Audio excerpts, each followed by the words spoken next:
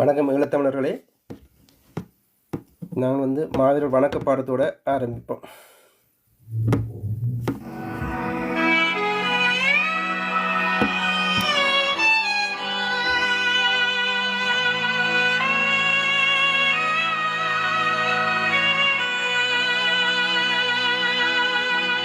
ஈழம் காத்திட உயிர் தந்தவர், ஊடல் தந்தவர் அறிந்தும் சூறையாடுதோ மானுடர் ஒரு கூட்டம்மா. வீரரே உங்கள் கனவுகளே என்று உறங்கிடுமோ ஈழ தேசமே. மாவீரரே உங்கள் கனவுகளே என்று உறங்கிடுமோ ஈழ தேசமே.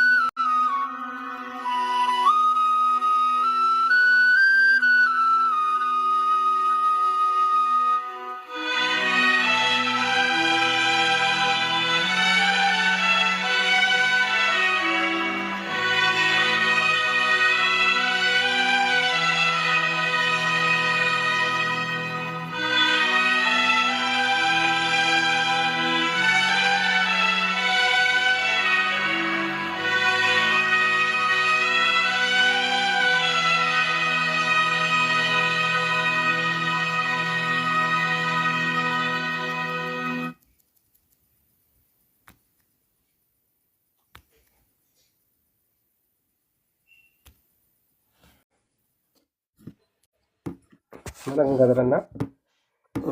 வணக்கம். நாங்கள் இன்றைக்கு பல விடயங்களை பற்றி கதைக்கப்படுறோம். நாங்கள் போன முறை கதைச்ச மாதிரி எங்கள் தேசத்தின் நுணுக்கங்கள், அவருடைய போராட்டத்தின் நுணுக்கங்கள், படிப்பு கல்வியின் நுணுக்கங்கள் அண்டு அரசியல் நுணுக்கங்கள் அண்டு அதில் பற்றி கதைச்சு கொண்டிருந்தோம். அதே போல் நாங்கள் ஏற்கனவே சொல்லியிருந்தோம், எங்களோட ஊடகவியாளர்கள் என்று சொல்லிக் கொண்டிருக்கிறார்கள் அனுராக்கு சார்பாக வேறு செய்து கொண்டிருக்கிறார்கள். அதுக்காண்டி தான் அவர்கள் மொத்தக்காட்டியும் இதுவரை முகம் காட்டாதவர்கள் மொத்தக்காட்டியும் வெளிவந்து அனுராக்கான பிரசாரத்தை செய்திருந்தார்கள். நாங்கள் 2 வருஷத்துக்கு முதல் சொல்லும் போது 1.5 வருஷத்துக்கு முதல் சொல்லும் போது பெற்ற சகோதரம் உள்வாங்கியில. ஆனால் இப்போ அது ஆதாரபூர்வமாக வந்தபடியால் எல்லாரும் நீங்கள் எப்படி கணிச்ச நீங்கள் என்று சொல்லி எங்களையே கேட்கிறோம். எப்படி நீங்கள் தெளிவாக இதை கணிச்சிருந்தீங்கள், இவர்கள் எந்த இது நுணுக்கங்களை கண்டுபிடிச்சிருந்தீங்கள், இவர்கள் அனுராக் அணி செயல்படுறார்கள் என்று அந்த இதுகளை ஆராய்ச்சி கேட்டு இருந்துச்சினோம். நல்லது, ஆரம்பத்திலே கண்டுபிடிச்சிட்டீங்களான்னு சொல்லி இருந்துச்சினோம். அப்படியானபடியா மற்றது இப்போ விஜயின் கடநாளைக்கு பிறகான பிரசாரம் நடந்திருக்குது. அதை புதுச்சேரியில் நடந்த பிரசாரம். அதில் கதிரண்ணா ஏற்கனவே முந்தி சொல்லியிருப்பார் தேச நுணுக்கங்கள் எப்படி இருக்குண்டு. அதில் இப்போ விஜயின் பிரசாரத்தை கதிரண்ணா எப்படி பார்க்குறாண்ட விடயங்களை நாங்கள் கேட்க போகிறோம். அதில் நான் இப்போ அசுல்லாமில் வேலசரோடைய அகதிமுகாமில் வேலசரோடையால் நேற்று ஒரு தற்கொலை நடந்திருக்குது. அப்படி நாங்கள் தினந்தோறும் அப்படியான ஆக்கள் நிலைமை நாங்கள் அவரோட இந்த வேலை செய்கிறபடியால் அந்த இதுகளை நாங்கள் அந்த அனுபவங்கள் இருக்குது. அதில் பற்றியும் கதைப்போம். வணக்கம் கதிரன். வணக்கம். எப்படி இருக்கிறீங்க? நலமா இருக்கிறேன். நீங்கள் எப்படி இருக்கிறீங்க? நாங்களும் சுகமாக இருக்கிறோம். நேர்களும் சுகமாக இருப்பினோம்னு நினைக்கிறேன். அனர்த்தங்கள் தற்போது மழையாக இருக்குது. 2 நாளாக எல்லா இடங்களும். அதுவும் எங்களுடைய தமிழீழத்தினுடைய தலைநகரில் தொடர்ச்சியாக மழையாக இருக்குது. யாழ்ப்பாணத்திலையும் பெய்துட்டு விட்டு தொடர்ச்சியான மழை பெய்து கொண்டு தான் இருக்கும். இருந்தாலும் உதவிக்கரம் நிற்றவர்கள் நிற்றட்டும். எங்களுடைய மக்களினுடைய அன்றாட வாழ்வை அவர்கள் எவ்வளவுக்கு முன்னேற்ற முடியுமோ அவ்வளவுக்கு முன்னேற்றட்டும். தாண்டவ நாயகனை நாங்கள் மீண்டும் பிரார்த்தித்து கொண்டு எங்கள் மக்கள் கவனமாக இருங்கள் என்று இன்றும் நாங்கள் அவரிடம் கேட்டுக்கொண்டு தாண்டவ நாயகனிடம் வேண்டிக் கொண்டு நாங்கள் விடயத்துக்குள் செல்வோம். நாங்கள் தொடர்ச்சியாக எங்களுடைய தேசிய தலைவர் அவர்களுடைய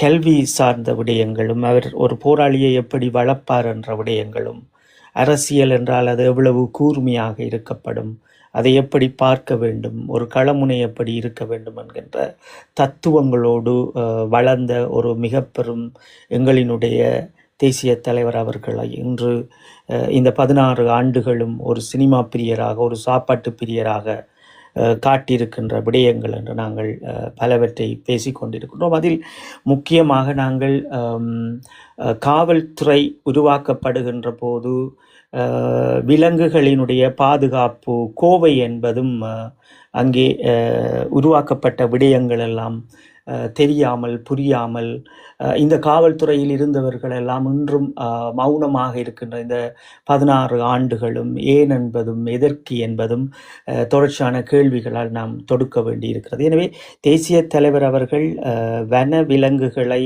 காட்டிலுள்ள விலங்குகளை பாதுகாக்க வேண்டும் என்ற ஒரு கோவையை தயார்படுத்தி இருந்தார். அந்த கோவையின் அடிப்படையில் தான் செல்ல பிராணிகளாக இருந்தாலும் சரி, அல்லது காட்டில் வளர்க்கப்படுகின்ற மிருகங்களாக இருந்தாலும் சரி, அதை வேட்டையாடுபவர்களுக்கு காவல்துறையினரால் தண்டனைக்கு உட்படுத்தப்பட்ட வரலாறுகள் எங்களுடைய ஈழ தேசத்தில் இருக்கிறது. இது என்ன விடயம் என்றால், இந்த இடத்தில் நாங்கள் கருத்தரங்குக்கு சொல்ல முதல் அண்ணாவின் மேல் வைக்கப்பட்டிருக்கின்ற, இந்தியாவின் ஒரு பெரும் ஊடகத்தில் வைக்கப்பட்டிருக்கின்ற இந்த ஆமைக்கறியும் மான் இதுக்கும் ஊறுகாய்க்கும் நாங்கள் உடன் முற்றுப்புள்ளி வைத்து விட வேண்டும். முதலில் இந்த கோப்பின் பிரகாரம் இது காட்டில் ஒரு காலம் இருக்கின்ற போதும் 89ஆம் ஆண்டு காலப்பகுதிகள் எல்லாம் மணலாற்று காட்டில் இருக்கும் போதும், ஒட்டு சுட்டானில் பிறகு நாங்கள் இருக்கும் போதும் எப்படி என்றால், மணநாட்டில் இருக்கின்ற போராளிகள் அவர்கள் வேட்டைக்கு சென்று அவர்கள் ஏதாவது அன்றைய காலம் அதை வேட்டையாடி வந்தால் அதை அந்த இடத்திலே அவர்கள் பரண் அமைத்து அதை எரித்து அதை மூடையில் தான் ஒரு கட்டி கொண்டு வருவார்கள். தேசிய தலைவர் அவர்கள் முன் ஒரு ஒரு ஒரு பண்டியாக இருந்த காட்டு பண்டி தான் அதிகமாக மன்னார் காடுகளில் இருக்கிறது. அந்த பண்டியை அடித்துவிட்டு அதை உதித்து கொண்டு அப்படியே தேசிய தலைவருக்கு முன் யாருமே வரமாட்டார்கள்.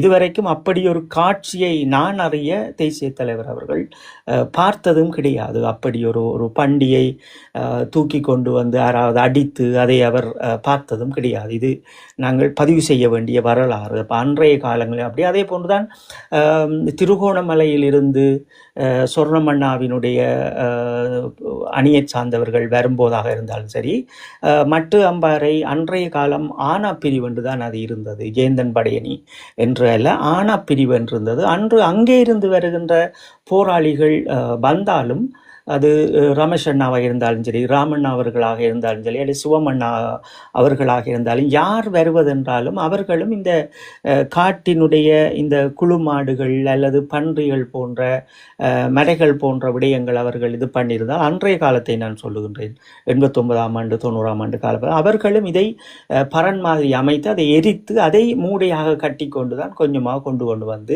அந்த இடங்களில் தருவார்கள் எங்களுக்கு. அதை நாங்கள் அன்றைய காலம் அதை சின்ன சின்ன துண்டுகளாக வெட்டி பெருங்கிடாரத்துக்குள்ள ஒரு கொஞ்சம் அரிசையும் போட்டு இதையும் போட்டு ஒரு கஞ்சி மாதிரி தான் குடிக்கிறது. அது ஒரு நேர சாப்பாட்டுக்கு எடுப்பது. அப்படித்தான் தேசிய தலைவர் இந்த போராட்டத்தையும் போராளிகள் மடிந்த மாவீரர்களும் இந்த தமிழீழம் என்கிற கோட்பாட்டை சுமந்து கொண்டு தங்கள் வாழ்வையே உணவுக்காக கஷ்டங்களை நின்று கஞ்சி குடித்துத்தான் மணலாறு காடுகளில் நிற்கும் போதும் சரி, அல்லது நாங்கள் ஒட்டி சுட்டானில் அண்ணா வந்து அங்கே இருக்கின்ற அந்த பிரதேசத்தில் இருக்கின்ற காலங்களாக இருந்தாலும் சரி, இந்த 2 பகுதிக்கும் அண்ணா காடுகளில் இருந்த வனங்களில் இருந்த காலங்களில் இது ஒரு ஆடம்பரமாக சாப்பிட்டு மிருகங்களை அடித்து அப்படி என்று அது நாங்கள் அப்படி பேசுவதே நாங்கள் எங்களுடைய தேசிய தலைவர் அவர்களுக்கு செய்கின்ற துரோகங்களாக பார்க்கின்றோம். என்றால் அவர் கண்ணால் இதையெல்லாம் பார்த்தவரும் கிடையாது, போராளிகள் அதை அவருக்கு முன்னுக்கு கொண்டு வருவரும் கிடையாது. அப்போ தேசிய தலைவர் அவர்களை அவமானப்படுத்துவதற்காகவும் அவருடைய இந்த கொள்கைகளை சிதைப்பதற்காகவும் இந்த இந்தியா ரோவின் பின்னின்று இந்த ஆடுகின்ற இந்த ஆட்டங்களை எம்மவர்கள் பார்த்து ரசிப்பதை நாங்கள் இன்றும் பார்த்திருக்கின்றோம். அதை நாங்கள் பதிவிட்டிருப்போம் ஏற்கனவே. என்னவென்றால், இந்த அனர்த்தத்திற்காக இந்தியாவில் இருந்து பெறப்பட்ட இராணுவம், அந்த இராணுவத்தை கொண்டாடுகின்ற விடயங்களையும் பார்த்திருப்போம். நாங்கள் அதுதான் 644 போராளிகளினுடைய அந்த மாவீரர்களுடைய தியாகங்களை பற்றியும் நாங்கள் பதிவு செய்திருப்போம். இந்திய இராணுவத்தினால் 644 போராளிகள் எங்கள் மண்ணில் விதியாகி கொண்டிருந்திருக்கிறார்கள். வைத்திருக்கின்றார். இறுதி வரைக்கும் இவர்களுடைய பங்கு படியே இருந்தது தொடர்ச்சியாகவே. அதுவரை இன்றைக்கு இவர்கள் எல்லோரும் இன்று இருக்கின்ற இளையோர்கள் இதை ஒரு பெரிய விடயங்களாக அல்லது இந்திய இராணுவம் வந்துட்டேன் இன்றைக்கு அவர்களுக்கு வாழ்த்துக்கள் சொல்லி ஊடகங்கள் இந்த விற்பனை செய்கின்ற இந்த கூட்டங்களுக்கு நாங்கள் ஒரு செய்தியை சொல்லுகின்றோம் என்னவென்றால் அவர்கள் எப்போதும் ஈழத் தமிழர்கள் என்பவர்களினுடைய அந்த தனிநாடு கோரிக்கைகளை அவர்கள் அழித்து கொண்டுதான் நின்றார்கள். இன்றும் அதைத்தான் செய்கின்றார்கள். இன்று அவர்கள் இந்த வடக்கு கிழக்கு இன்னும் மீண்டும் விற்பனையாக போகின்றது. பல தொழிற்சாலைகள் பல அவர்களுடைய விற்பனை நிலையங்களாக இது மாறப்பட போகின்றது. அதற்காக அவர்களுடைய அரசியலுக்காக வந்து நின்று ஈழத்தினுடைய இந்த கனவுகளை அழிப்பதற்காக வந்து நிற்கின்றார். இது எம்மவர்களுக்கு என்னென்று புரியாமல் அரசியல் அதான் நாங்கள் சொல்லுவது அரசியல் என்பதே இன்றைய சமூகத்திற்கு என்னவென்றே தெரியாது. இருக்கின்ற நேரங்களில் இந்த இணையதளங்களில் அவர்கள் தங்களுடைய நேரங்களை வீணடிக்கின்றார்கள். தங்களுடைய இனத்தையோ அவர்களுடைய குழந்தைகளுடைய அடுத்த சந்ததியுடைய வரலாறையோ அல்ல இருக்கின்ற இந்த வரலாற்றை உருவாக்கி சென்ற இந்த காவிய நாயகர்களுடைய வரலாற்றையோ இவர்கள் தூக்கி சுமக்க போறவர்கள் கிடையாது. ஏன்னா நாங்கள் எங்களுடைய தேசிய தலைவர் எப்போதும் இவர்களுடைய தந்தைகளுக்கும் இவருடைய தாய்களுக்கும் இவருடைய சித்தப்பாக்களுக்கும் இவருடைய மாமன் மச்சானுக்கும் ஒரு தமிழீழம் என்கிற கோட்பாட்டை உருவாக்கி காட்டியவர். அப்போ ஒரு கருத்தாடல் என்பது அது ஏன் உருவாக்கப்படுகிறது, அது எதற்காக உருவாக்கப்படுகிறது என்கின்ற சில விதிமுறைகள் எல்லாம் இங்கே இருந்திருக்கிறது. அதை பார்க்க சொல்லுகின்றார் தேசிய தலைவர் அவர்கள். அப்போ அதைத்தான் நாங்கள் தொடர்ச்சியாக தேசிய தலைவர் அவர்களினுடைய இந்த அரசியல் நுட்பங்களும் ஒரு மாவீரர் கௌரவம் என்றால் எப்படி இருக்க வேண்டும் என்பதையும் பேசிக்கொண்டு இருக்கின்ற போதுதான் இங்கே நாங்கள் பேசிய விடயம் ஒன்று இந்தியாவில் நடைபெற்றிருக்கிறது. அதில் என்ன விடயம் என்று பார்த்தீங்கன்னா தரன் முக்கியமாக எங்களுடைய தேசிய தலைவர் எப்படி சொல்வார் என்றால் எங்களுடைய நாடு என்றால் ஒரு தலைவர் ஒரு அரசியலில் நிற்கின்றார். அந்த தலைவனினுடைய வருகை எப்படி இருக்க போகிறது, அவர்களுடைய அந்த பிரச்சாரம் எப்படி இருக்க போகிறது என்கின்ற சில விதிமுறைகள் இருக்கிறது. அந்த விதிமுறைகளுக்கு அடிப்படையில் ஒரு வழிகாட்டிய முன்னோர்கள், அதற்கு பிறகு அவர்களுடைய அரசியல், அவர்களுடைய மக்களுடைய பாதுகாப்புகள், அவருடைய பொருளாதாரங்கள் இப்படி பார்க்கின்ற போதுதான் அயல் நாட்டில் இருக்கின்ற அரசியலும் அவருடைய பொருளாதாரம் சிறந்த முறையில் வந்து இன்றைக்கு விஜய் போன்றவர்கள் அவர்களுடைய நாட்டில் இந்த ஒரு கூட்டத்தை ஒழுங்குபடுத்தி அருகில் இருக்கின்ற மக்களினுடைய அந்த மிக பெரும் அன்பை பெறுகின்ற விடயங்களும்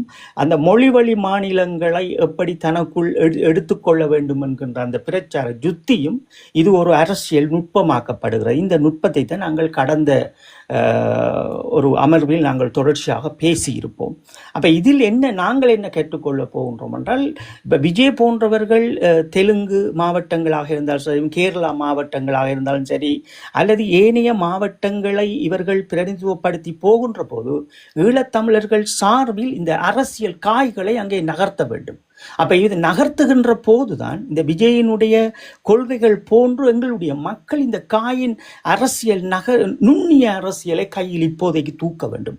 தூக்கி கொண்டு போய்த்தான் நாங்கள் எங்களுடைய இந்த போர்க்குற்றமும் இந்த எங்களுடைய இந்த சுயநிர்ணய உரிமைக்கும் இந்த ஒவ்வொரு மொழிவழி மாநிலங்களில் இருக்கின்ற எல்லா இடங்களிலும் எங்களை பற்றி பேச வைக்க வேண்டும். இது ஒரு மிக சிறந்த ஒரு ஈழத்தமிழர்களுக்கு ஒரு கிடைத்திருக்கின்ற அடுத்த கட்ட ஒரு நகர்வாக நாங்கள் இதை தூக்கி கொண்டு போக வேண்டும். ஒவ்வொரு மாநிலமும் எங்கே நாங்கள் 16 ஆண்டுகளாகவும் எம்மை தடை செய்து நிறுத்தி வைத்திருக்கின்றார்களோ அதையெல்லாம் நாங்கள் உடைத்து எறிந்துவிட்டு நாங்கள் எங்களுடைய காயை நகர்த்த வேண்டும். ஐக்கிய நாடுகள் சபைகளில் போர்க்குற்றத்தை வலுப்பெற செய்ய வேண்டும். எங்களுடைய வடக்கு கிழக்கை நாங்கள் உறுதி செய்ய வேண்டும். என்றால் இன்று அது உறுதி செய்யலாத முடியாத அளவு இயற்கை கொண்டு வந்து விட்டிருக்கிறது. அதைவிட முக்கியமாக நாங்கள் பார்க்கின்ற விடயம் என்னவென்றால் இந்த இயற்கை எமது இலட்சியத்தை துடைத்து நிற்கிறது என்பதுதான் எங்களுடைய ஈழத்தமிழர்களினுடைய அடையாளங்களாக நின்ற ஊடகவியலாளர்கள் தங்களை இன்று இந்த இலங்கையினுடைய இன்றைய ஆளும் கட்சிக்காக பிரச்சாரம் செய்கின்றதெல்லாம் பார்த்திருக்கிறது. நாங்கள் ஏற்கனவே இவர்களை நாங்கள் எப்போவோ சொல்லிட்டோம். ஆனால் மீண்டும் இவர்கள் ஏதோ எங்களுடைய தேசிய தலைவர் அவர்களினுடைய உண்மையான சத்திய கோப்போடு இவர்கள் வாழுகின்றது போன்றும் அதையே இவர்கள் இளையோர்களுக்கு கடத்தியவர்கள் போன்றும் இன்று இந்த அனர்த்தத்துக்கு தேசிய தலைவரை கொண்டு வந்து நிறுத்தியிருப்பார்கள். தேசிய தலைவர் சொன்னது போன்று எல்லோரும் செய்யுங்கள் என்கின்ற ஒரு பதாதத்தை, ஒரு 2 வாசகத்தை கொண்டு வந்து வைத்திருப்பார்கள். அப்போ அதிலிருந்தே தெரிகிறது இந்த விற்பனை உலகம் எப்படி இருக்கிறது என்று. அப்போ நாங்கள் இங்கே ஒரு ஒரு முக்கியமான விடயத்தை பார்க்கணும். அந்த கருத்தாடல் ஏன் உருவாக்கப்படுகிறது? இந்த கருத்து உருவாக்கத்தில் என்ன விடயம் இருக்கிறது? அப்போ நாங்கள் ஒவ்வொரு விடயத்தை ஈழத்தமிழர்கள் பார்க்கின்ற போது ஒரு ஒரு ஒரு கருத்தாடல் அமையப்படுகிறது என்றால் இந்த கருத்தாடல் இன்று ஏன் அமையப்படுகிறது? தொடர்ச்சியாக இன்று இந்த ஜனாதிபதி அவர்களை, இன்றைக்கு வந்திருக்கின்ற ஜனாதிபதி அவர்களை ஒரு ஈழத்தமிழர்களினுடைய ஒரு பிரதிநிதியாக அல்லது இலங்கையின் ஒரு பிரதிநிதியாக இவர்கள் எங்கே கொண்டு வர இந்த கருத்தாடல்களை செய்கின்றார்கள் என்பதை நாங்கள் பார்க்க வேண்டும். அதில் முக்கியமாக நாங்கள் பார்ப்பது என்னவென்றால், இந்த கருத்தாடல் எங்கே இருந்து தோண்டப்படுகிறது, எதற்காக தோண்டப்படுகிறது, இவர் யார், உண்மையிலேயே இவர்கள் இதுவரை காலமும் இருந்த இந்த இந்த இலங்கையினுடைய அரசியல்வாதிகளில் இவர் எப்படி வேறுபட்டவராக இருக்கின்றார், அல்லது எந்த கொள்கையில் இவர் வேறுபட்டவர்களாக இருக்கின்றார் என்று பார்க்கணும். அப்ப இதுல நாங்கள் பார்த்தோம்னு சொன்னா, அனுரா அவர்கள் நல்லவரா, அல்லது அவருடைய கருத்தாடல்களை இன்றைக்கு எங்கள் மக்கள் மத்தியில் கொண்டு வருகின்ற அளவு ஈழத்தமிழர்களுக்கு அவர் எந்த உரிமையை வழங்கி இருக்கின்றார்? மண் சார்ந்த என்ன உரிமை? இதுல எனக்கு விளங்காத விடயமே சுனாமி காலத்திலே ₹1 கூட ஈழத்தமிழர்களுக்கு கிடைக்கக்கூடாது என்று தன் அமைச்சர் பதவியை ரத்து செய்தவர். இறுதி போர் முனையில தான் 40,000 இராணுவர்களை இராணுவத்துக்கு எங்கட இனப்படுகொலை செய்த 40,000 இராணுவத்தை இராணுவத்துக்கு சேர்த்து கொடுத்த என்று மார்பு தட்டி கொள்றவர். இறுதி போர் முனையில ஒரு மணித்தில மருத்துவ உதவி கூட செய்யக்கூடாது, அதுக்கு எதிராக ஆர்ப்பாட்டம் செய்தவர். இவரை எங்கட வாக்கள் தலையில தூக்கி வச்சிருக்கிறோம். போன முறை மழை பெய்தும் எங்களுக்கு உதவியே இல்லை, இந்த முறை மழை பெய்தும் உடனடியாக உதவிகள் எங்கட முந்தி கிட்ட சொல்லியிருப்பார். எங்க எல்லாம் வடிகள் வடிச்சிருக்கோ அந்த இடம் எல்லாம் எங்கட தமிழீழமண்ட அடையாளத்தை அவர் படித்து இதான் இருப்பார். மெப்பில் தமிழீழமண்டு. அதே மாதிரி எங்க எல்லாம் வெள்ளம் வந்த போது உதவிகளுக்கு போய் சேரையில, அரச உதவிகள் போய் சேரையிலையோ, இந்தியாண்டையும் இலங்கையிடையும் அரச உதவிகள் போய் சேரையிலையோ, அந்த இடங்கள் எல்லாம் தமிழீழ பிரதேசமாக இருந்துருந்துச்சு இந்த முறையும். அப்படிப்பட்ட ஒரு இனவாதியிட்ட எங்கட மக்கள் எப்படி நம்பினோம்ன்ற ஒரு கேள்விதான் உண்மையான உணர்வாளர்கிட்ட இருக்குன்னு. இதைத்தான் பல ஆய்வாளர்களும் இந்த கேள்வியை தான் கேட்கணும். ஆனால் இந்த ஊடகவியலாளர் என்றவர்கள் முக்கி இந்த அரசாங்கத்துக்காண்டி வேலை செய்து கொண்டிருக்கிறோம். முந்தி மோங்காட்டால் வந்துக்கிறோம், இந்த அரசாங்கம் வந்த அப்புறம் மோங்காட்டி வெளிப்படையாகவே இந்த அரசாங்கத்துக்கான இதுகளை அட்வைசர்களும் போட்டுக்கொண்டு இந்த அரசாங்கத்துக்கு அப்படி வெளிப்படையாகவே நாங்கள் வெளிப்படுத்தினபடியால் இப்போ வெளிப்படையாகவே தாங்கள் அனுராக்கு பின்னால் தான் நிற்கிற மன்ற விடயத்தை வெளிக்காட்டினோம்.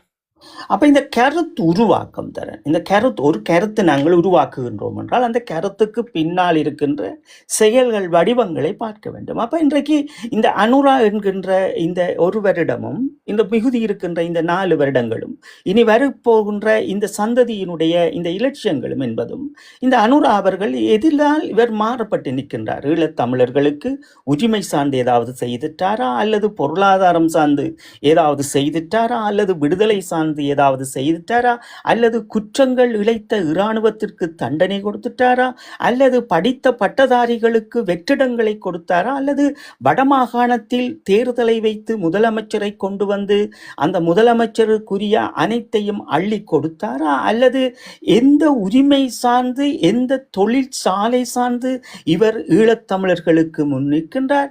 எங்களுடைய ஏழைகளினுடைய வாழ்வியலுக்கு இவர் என்ன செய்கின்றார்? எங்களுடைய பண்பாட்டுக்கு இவர் என்ன செய்கின்றார்?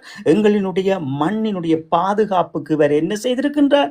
எங்களினுடைய ஈழத் தமிழர்களினுடைய போலீஸ் அதிகாரம், காணி அதிகாரம், இராணுவம் என்கின்ற இந்த சொல் பதங்களுக்கு இவர் என்ன செய்திருக்கின்றார் என்று இந்த கருத்தாடல்கள் இங்கே ஓங்கி நிற்கிறது. எம்மவர்களின் ஊடகங்களால் இன்று ஜனாதிபதி அவர்களை தூக்கி பிடிக்கின்றார்கள் என்று நாங்கள் பார்த்தோம் என்றால், ஒரே விடயம் என்னவென்றால், இதில் ஒரே விடயம் தான், நாங்கள் பெரிதாக இதை பற்றி பேச தேவையில்லை. இலட்சியம் துடைத்தல் என்பதன் வரையறையும் ஒருமித்த இலங்கையர் என்கின்ற சதாப்தங்களுக்குள் எம்மை தள்ளுகின்றார்கள் என்பது நாங்கள் தொடர்ச்சியாக பேசியிருக்கின்றோம். 1ஆம் தேதி 1ஆம் மாதம் 2026 அமைதி நாடுகளாகவும் ஒருமித்தவர்களாகவும் வாழ வேண்டும் என்கின்ற பல விதிமுறைகள் அனுரா அரசுக்கும் உலக தேசத்தில் இருந்து இந்தியாவினால் பல சூட்சமான சந்தர்ப்பங்கள் ஈழத்தமிழர்களுக்கு அமைய பெற்று அந்த நடவடிக்கை 10ஆம் தேதியிலிருந்து 15ஆம் தேதி இந்த மாதம் வரைக்கும் ஒருமித்த இலங்கையர் என்கின்ற பல பரிமாற்றங்கள் இருந்தது. நாங்கள் இருவரும் இதை பற்றி தொடர்ச்சியாக பேசியிருப்போம். இது நடைபெறாமல் இந்த இயற்கை காப்பாற்றி நடத்தி சென்றதும் அது மாவீரர்களுடைய கண்ணீர் என்பதை நாங்கள் தொடர்ச்சியாக பேசியிருப்போம். அப்ப இவர்கள் ஏன் இந்த கருத்தாக்கங்களை தொடர்ச்சியாக செய்கிறார்கள்? இவர்களுக்கு என்ன தேவை இருக்கிறது? இவர்கள் இன்று இந்த கருத்தாடல்கள் ஒரு ஒரு சிங்கள தலைவரை கொண்டு வந்து ஈழத் தமிழர்களுக்குள் நிறுத்திவிட்டு இந்த இந்த நம்பிக்கையை ஏன் கொடுக்கின்றார்கள்? இங்கே இருக்கின்ற விடயம் என்னவென்றால், இந்த 16 ஆண்டுகளாக எம் இளையோர்கள் வந்து இந்த விடயங்களுக்குள் இருந்து சிதறடிக்கப்பட்டிருக்கின்றார்கள். அவர்களுக்கென்று ஒரு மண் உரிமை தெரியாது, அவர்களுக்கென்று ஒரு இலட்சியங்கள் தெரியாது, அவர்களுக்கென்று முன்னோர்கள் தெரியாது என்கின்ற இந்த குழப்பகரமான மாயைக்குள் இந்த இந்த சமூகம் தள்ளப்பட்டிருக்கிறது. அப்போ அதுதான் இந்த வடமாகாணத்தில் 4 ஆசனங்கள் பறிபோயிருக்கிறது. அதைவிட நாங்கள் ஏற்கனவே தொடர்ச்சியாக பேசுவோம், கிழக்கு மாகாணத்தில் இருக்கின்ற அடுத்த நகர்வு இது பெரும் பாய்ச்சலாக அனுர அரசாங்கம் செய்வோம் என்று சொல்லி அவர்களும் இன்று கிழக்கு மாகாணத்தில் இருக்கின்ற இளையோர்களும் தொடர்ச்சியாக அனுராவை கொண்டு வந்திருக்கலாம் என்ற மாயை உளவியலான இந்த யுத்தத்துக்குள் எங்கள் மக்களையும் இளையோர்களையும் தள்ளுகின்றார்கள். எனவே இதிலிருந்து நாங்கள் ஒரே ஒரு விடயம்தான், அனுரா அவர்கள் வந்திருக்கிறார், சரி அவர் நல்லவர், ஈழத்தமிழருக்கு இந்த ஒரு வருஷம் என்ன செய்திருக்கிறார்?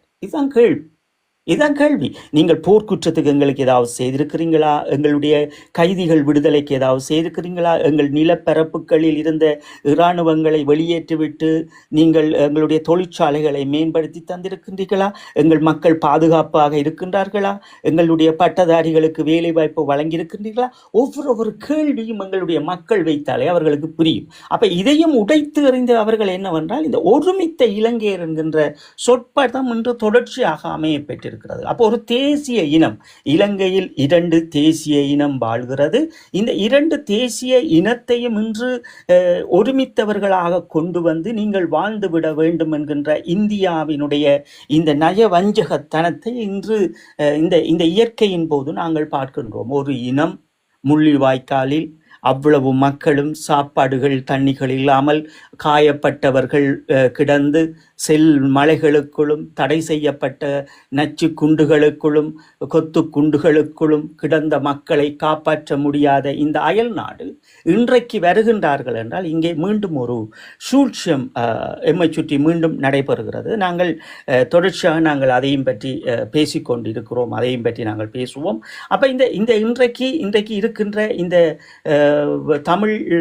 தமிழ்நாட்டினுடைய மக்களினுடைய இந்த வாழ்வியலும் அவர்களினுடைய இந்த ஒருமித்த இலங்கையர் என்கின்ற சொற்பதத்துக்குள் எம்மவர்களை எப்படி சிக்கப்பட வைத்திருக்கின்றார்கள், எம்மவர்கள் ஏன் இதற்குள் சிக்கப்பட்டு நிற்கின்றார்கள் என்பதை இந்த அறிவார்ந்த ஊடகவியலாளர்கள் உங்களுடைய சொந்த வருமானங்களுக்காக இந்த இனத்தை விற்காதீங்க. நீங்கள் இவரை அனுராவை இன்றைக்கு தூக்கி கொண்டு நீங்கள் இவர் தலைவர், தமிழருக்கு தலைவர் அல்லது தமிழர்களினுடைய பிரதிநிதிகளை அவமானப்படுத்தி இளையோர் மத்தியில் இருந்து அவரை துடைத்து எறிந்துவிட்டு மீண்டும் இந்த அனுரா அலையை கொண்டு வந்து இந்த 3 ஆண்டுகளுக்குள் அதை நிறுத்திவிட்டு தமிழர்களுடைய இலட்சியத்தை துடைப்பதற்கு பல நடவடிக்கை மேற்கொள்ளப்படும். அதில் நாங்கள் பார்க்கின்றது என்னவென்றால், இந்த இந்தியா இந்த இயற்கை தாண்டவத்தினுடைய விடயத்தில் மலையகம் சிக்கப்படுகிறது. இப்போ மலையகத்தை நாங்கள் பார்த்தோம் என்றால் இன்றைக்கு இதில் பல விடயங்களை பற்றி நாங்கள் பேச வேண்டியிருக்கிறது. ஆனால் சுருக்கமாக நாங்கள் பேசுவோம். இந்த மலையகத்தில் இருக்கின்ற மக்களினுடைய வாழ்வியல் நீங்கள் பல முறை குறிப்பிட்டிருக்கின்றீர்கள். 19ஆம் நூற்றாண்டில் இவர்கள் வந்தார்கள் என்கின்ற விடயங்களும், அதற்கு பிறகு ஸ்ரீமா பண்டரநாயக்கா சாஸ்திரி அவர்கள் ஒப்பந்தம் என்கின்ற அடிப்படையில் இங்கே பல வரலாறுகள் இந்த மலையக மக்களுக்கு இருக்கிறது. இந்த மலையக மக்களினுடைய வரலாறை நாங்கள் நிறுத்தி கொண்டு இன்றைக்கு வடக்கு கிழக்கில் இந்த மக்களை கொண்டு வந்து அமர்த்துகின்ற விடயங்களை இன்று பலர் பேசிக்கொண்டிருக்கின்றோம். இது ஏற்கனவே இந்த மக்களினுடைய இந்த இருப்பு அவர்களினுடைய இந்த வடக்கு கிழக்கினுடைய இருப்பு 14ஆம் தேதி 4ஆம் மாதம் 2002ஆம் ஆண்டு தேசிய தலைவருடைய சந்திப்பில் தேசிய தலைவர் மிக தெளிவாக சொல்லியிருந்தார். அவருடைய புன்னகையோடு சொல்லியிருந்தார்.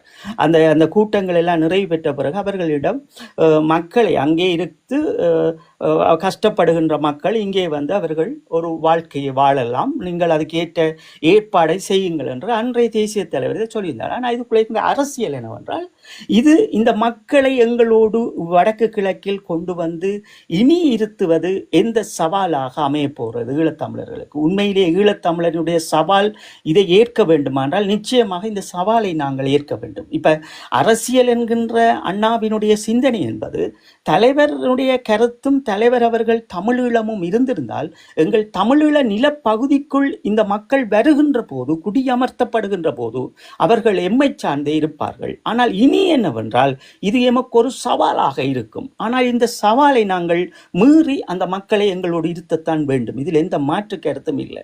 ஆனால் இங்கே அவர்கள் இந்த அரசாங்கத்துக்கு விசுவாசமாக இருக்க போகின்றார்கள். அவர்களினுடைய அரசாங்கத்துக்கு விசுவாசமாக இருக்க போகின்றார்கள். இதில் இந்தியாவினுடைய அரசியல் ராஜதந்திரம் என்ன, இலங்கையினுடைய அரசியல் நுணுக்கம் என்ன, ஈழத்தமிழரினுடைய அரசியல் அறிவு என்ன, இப்படி நாங்கள் பலவற்றை தொடர்ச்சியாக பேச வேண்டிய தேவை இருக்கிறது. இது ஒரு பெரும் வாதங்களோடும் பிரதிவாதங்களோடும் இது பேச வேண்டிய தேவை இருக்கிறது. இந்தியாவினுடைய அரசியல், இந்தியா இலங்கையினுடைய அரசியல், அதைவிட மலையக மக்களினுடைய பூர்வீகம், இங்கேதான் நாங்கள் மிக கவனமாக பார்க்க வேண்டும். இன்றைக்கு மலையகம் அது நீரினால் அடித்து செல்லப்பட்டோ அல்லது அது மூழ்கப்பட்டு இருந்தாலும் அது அவர்களுடைய பூர்வீகம். அந்த பூர்வீகத்தை அவர்கள் எப்படி கடந்து வருவார்கள்? அவர்களின் அந்த அவர்கள் அத்தனை காலங்களாக வாழ்ந்த அந்த இடங்களை அவர்கள் எப்படி மறந்து நிற்பார்கள்? இதையெல்லாம் நாங்கள் முதலில் இந்த அரசியல் கோமாளிகள் யோசிக்க வேண்டும். அப்ப எல்லாத்தையும் அவர்கள் சரி செய்வதற்காக உலகத்தில் இருந்து இந்த நிதிகள் என்று அள்ளி கொடுக்கப்பட்டிருக்கிறது. அப்ப இதையெல்லாம் இந்த அனுர அரசு விழுங்கி கொண்டிருக்குமே தவிர அவர்களுக்கு உதவி செய்ய போறது கிடையாது. அப்ப இதில் இந்தியாவினுடைய பெரும் பங்கும் இந்தியாவினுடைய சூட்சமான அரசியலும் இங்கே ஒரு முற்றுப்புள்ளி வைக்கும். எப்படி ஈழத்தமிழர்களினுடைய சவால் என்றால் ஏகே ராஜ்யத்தை இவர்கள் உண்மையிலேயே வருகின்ற நாடாளுமன்றங்களில் கொண்டு வந்து நிறைவேற்றுகின்ற போது இந்த இடத்தில் ஈழத்தமிழனினுடைய தமிழ் தேசியம் எந்த இடத்தில் அது நிற்கப்படும், அதற்கு பிறகு நடைபெறுகின்ற தேர்தல் எந்த வகையில் இருக்கப்படும் என்ற நுண்ணிய அரசியலை ஈழத்தமிழர்கள் கையெடுக்க வேண்டிய தேவை இருக்கிறது. இதையெல்லாம் புரிந்து கொள்ளாமல் ஒரு நேவி கேம்பில் ஒரு நேவியை காப்பாற்ற சென்ற நேவிகள் இறந்த போது அதை மக்களுக்கு ஈழத்தமிழர்களுக்கு இந்த நேவிகள் வந்து உதவி செய்து இறந்தார்கள் என்ற மாயையை ஊடகங்களிலும் நாடாளுமன்றங்களிலும் காட்டுகின்ற இந்த கோமாளிகளும் அதே போன்று இன்றைக்கு இந்த அரசை நல்லவர் போன்று அவரை வாழ்த்துகின்ற இந்த கோமாளித்தனமான நாடாளுமன்றத்தில் இருக்கின்ற தமிழ் கட்சிகளை நாங்கள் பார்த்து வெட்கப்படுகின்றோம், வேதனைப்படுகின்றோம். உண்மையிலேயே அனுரா அரசு என்பவர் அனுரா இன்றைய இந்த ஒரு வருட காலங்களில் இந்த மக்களுக்கே அகில இலங்கைக்கு என்ன செய்திருக்கிறது? அவர்கள் காட்டிய படங்கள் அவர்களுக்கு தெரியும். நீங்க குறிப்பிட்டிருக்கீங்க, இது வந்து மக்களை காப்பாற்ற அந்த ராணுவ சொல்டாட் வந்து இறக்கையில மாறா வந்து அந்த முகாமில் வந்து நேவி கேம்ப்ல நடந்த இதுல தான் அவர்கள் இறந்தார்கள்ன்றது அதான் உண்மையானபடி. கண்டிப்பா அது அந்த மக்களை காப்பாற்றத்தான் அவர்கள் மக்களை காப்பாற்ற வந்தவர்கள் கிடையாது. அவர்களுடைய நேவிக்கம் திடீரென்றாப்புல நீர்கள் மூழ்கடிக்கப்பட்டு இவர்கள் அதற்குள் அவர்களை காப்பாற்ற சென்றவர்களே அதற்குள் சிக்குண்டு உயிரை மாய்த்திருக்கின்றார்கள். இதை தமிழர்கள் கொண்டாடுவதற்கும் அல்ல நாடாளுமன்றத்தில் வீரவணக்கம் செலுத்துவதற்கும் இதெல்லாம் இந்த கோமாளித்தனமான அரசியல். அதைவிட இன்றைக்கு அனுராவை பாராட்டுகின்ற இந்த கோமாளி அரசியல் துவத்தை பாருங்கள் எப்படி என்று. அனுரா அவர்களை பாராட்டக்கூடிய அளவு அனுரா அரசு என்ன செய்திருக்கிறது? ஒரு அனர்த்தம் நடைபெற்றிருக்கிறது. அந்த அனர்த்தம் வருவதற்கு முன் எங்கெங்கே எந்தெந்த பணிகளை செய்ய வேண்டும் என்ற ஆய்வுகளை விட்டு எறிந்து ஓடிப்போய் இந்த இணையதளத்தில் நின்று படங்காட்டிய இந்த அரசாங்கங்களும் இன்றைக்கு இந்த ஈழத் தமிழர்கள் இந்த நாடாளுமன்றங்களில் போயிருக்கின்ற இந்த கோமாளிகள் இந்த அரசாங்கத்தை இவரை பார்த்து அனுராவை தாங்கள் பாராட்டுகிறோம் என்றார். அனுரா இந்த இலங்கையினுடைய நாணயத்தில் இருந்து எடுத்தா மக்களுக்கு உதவுகிறது இல்லை. உலகத்தில் இருந்து வரப்பட்ட அத்தனை பொருள்களும் இதுல வந்து எங்கட நில அரசாங்கம் இருக்கும் போது வந்து நாங்கள் எங்கட சொந்த காசுல வந்து உலகத்துக்கு காட்டியிருந்தோம். சுனாமி இருந்த போதோ இது எப்போ வந்தாலும் வந்து இப்போ வந்து 2009க்கு பிறகு எங்க தலைமை இல்லாத போதும் வந்து நாங்கள் எங்க மக்களை வந்து ஓரளவுக்கு அந்த எங்க உதவி செய்து ஓரளவுக்கு இது அந்த மக்கள் வந்து கையேந்தாத நிலையை ஓரளவுக்கு வச்சிருக்கிறோம். என்ன ஆனா இந்த அரசாங்கம் சிங்களவர்கள் வந்து எப்ப பார்த்தாலும் உலகத்திலேயே பிச்சை எடுக்கிறார்கள். என்ன பிச்சை எடுத்து அதுவும் வந்து எங்களுக்கு வஞ்சிச்சு கொண்டு தனிய தங்களுக்கு இதன் வெக்கமில்லாம ஒவ்வொரு காலம் வந்து என்ன அனத்தை நடந்தாலும் உலகத்துல வந்து பிச்சை எடுக்கிறது என்ன இதெல்லாம் இந்த கேவலமான இது பிழைப்பெல்லாம் இது இவர்கள் வெக்கமா இல்லையா இப்படி அந்த உலகத்துல பிச்சை எடுத்து வாழ்றதுக்கு? இப்ப உலகம் வந்து அனர்த்தத்தினால் நிதியை கொடுக்குது என்றால் அது இலங்கையில எங்கெங்க மக்கள் பாதிக்கப்பட்டிருக்கணுமோ அங்க உடனுக்குடன் அந்த வேலை திட்டங்களை செய்திருக்கணும். சாப்பாடு இல்லாம இன்னும் கிடக்கிற கிராமங்கள் அப்படியே தான் இருக்கிறது. இவர்கள் காட்டுகின்ற இந்த நாடக பூச்சாண்டிகளுக்கு அவர் அனுரா என்ன செய்கிறார் என்றால் நீர்கள் மூழ்கடிக்கப்பட்ட இடங்களுக்கு என்ன செய்ய வேண்டும் என்று அவர் போன் கதைச்சு அவரும் இந்த இந்த இந்த நாடகம் இந்த இந்த இந்த அந்த அவர் அந்த செவ்வந்தியை கொண்டு வந்து ஆடின நாடகமாய் அவருடைய காணொளிகளை வெளியிடினோம். அப்ப இதுல இருந்தே விளங்குது நீங்கள் ஒரு கூழ்முட்டியான அரசியலும் பக்குவம் இல்லாத அரசியலும் ஒரு வலுவில்லாத அரசியலும் அந்த நாட்டில் இருக்கிறது.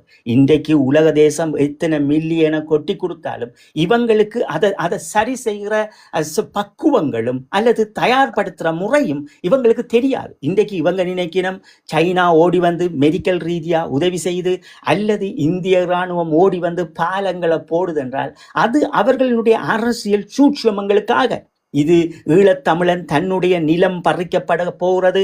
அனுரா இத்தனை கோடி வந்தும் ஈழத்தமிழர்களுக்கு எந்த இடத்திலும் இதுவரைக்கும் சரியான பக்குவங்களோடு நடந்து கொள்ளவில்லை. அது அவரினுடைய கடமை.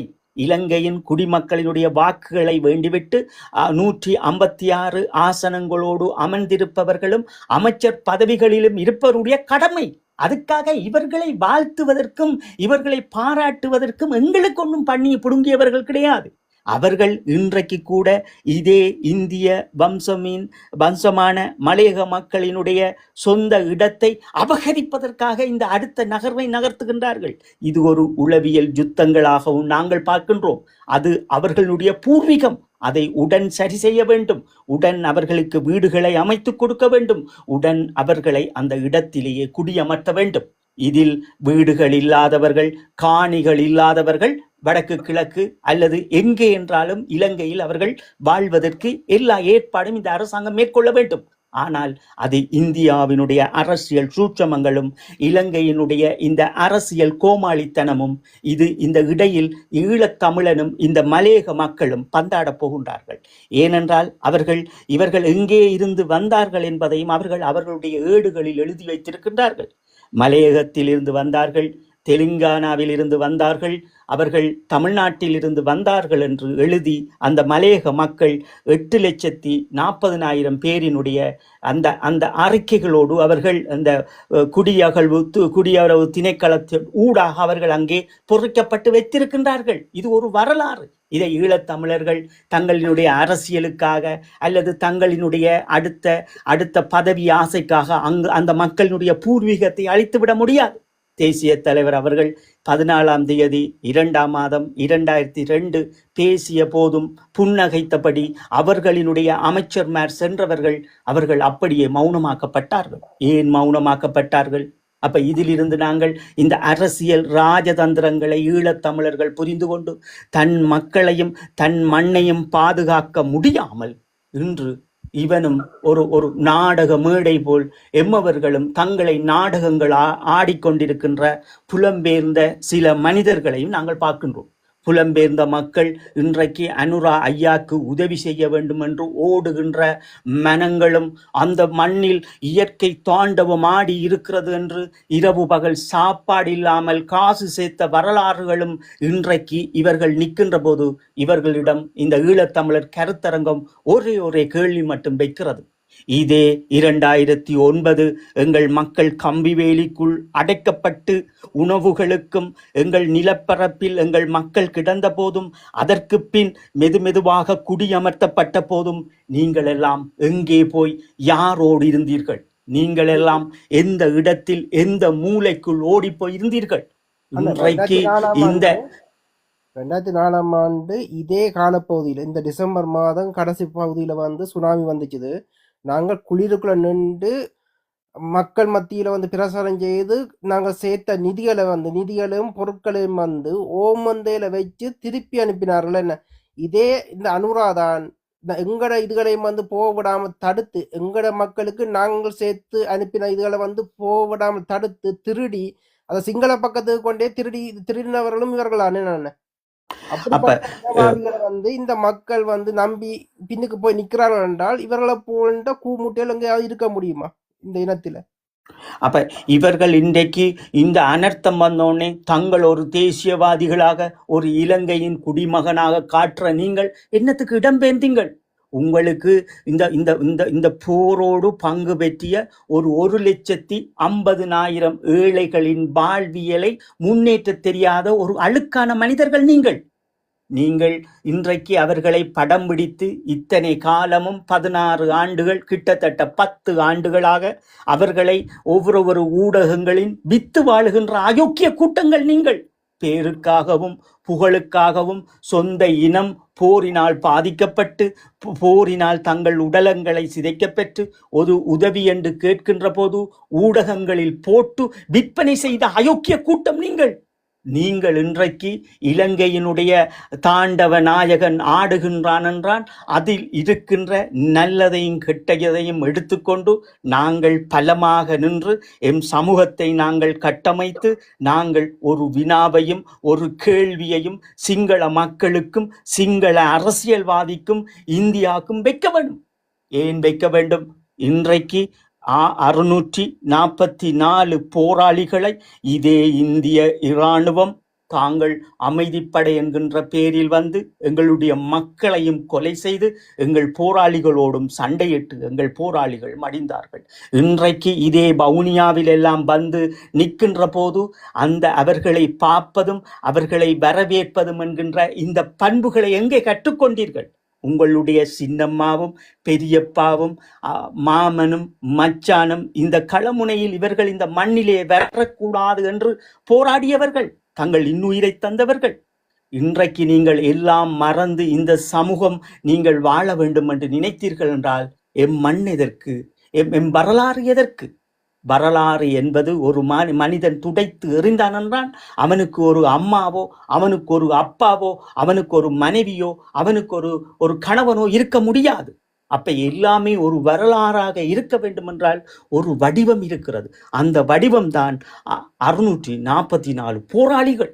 இந்திய இராணுவம் தன்னை தன்னை தன்னை எதிர்க்கிறோம் என்கின்ற இந்த சூழ்ச்சியமான அரசியலுக்குள் எம் போராளிகளோடு நின்று இந்த இத்தனை உயிர்களை எங்கள் மண்ணில் விதைத்திருக்கின்ற நாம் எதை மறப்பது?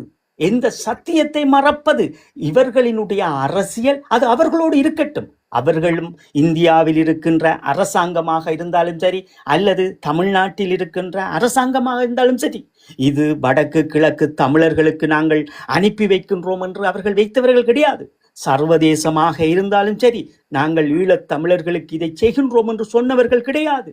பாவம், ஒரு சில எங்களுடைய நல்ல பிள்ளைகளும் நல்ல மனிதர்களும் நல்ல குடும்பங்களும் எங்கள் மக்களை மீண்டும் இந்த வடக்கு கிழக்கில் பரிதாபங்களோடு வாழ்கின்றவர்களை மீண்டும் உயர்த்துவதற்கு தங்களால் முடிந்ததை செய்து கொண்டிருக்கின்றார்கள். என்ன நடக்கிறது ஏது நடக்கிறது என்று ஒன்றும் புரியாமல் எங்களுடைய சமூகம் கோட்டையும் சூட்டையும் போட்டுட்டு இதையெல்லாம் தூக்கி பிடித்து கொண்டு தீர்கிறது. கேட்டால் இதற்கு ராஜதந்திரம் என்கிறது. எது ராஜதந்திரம்? இந்த இடம் பார்த்து காய் நகர்த்துவதுதான் அரசியல். இடம் பார்க்க வேண்டும்.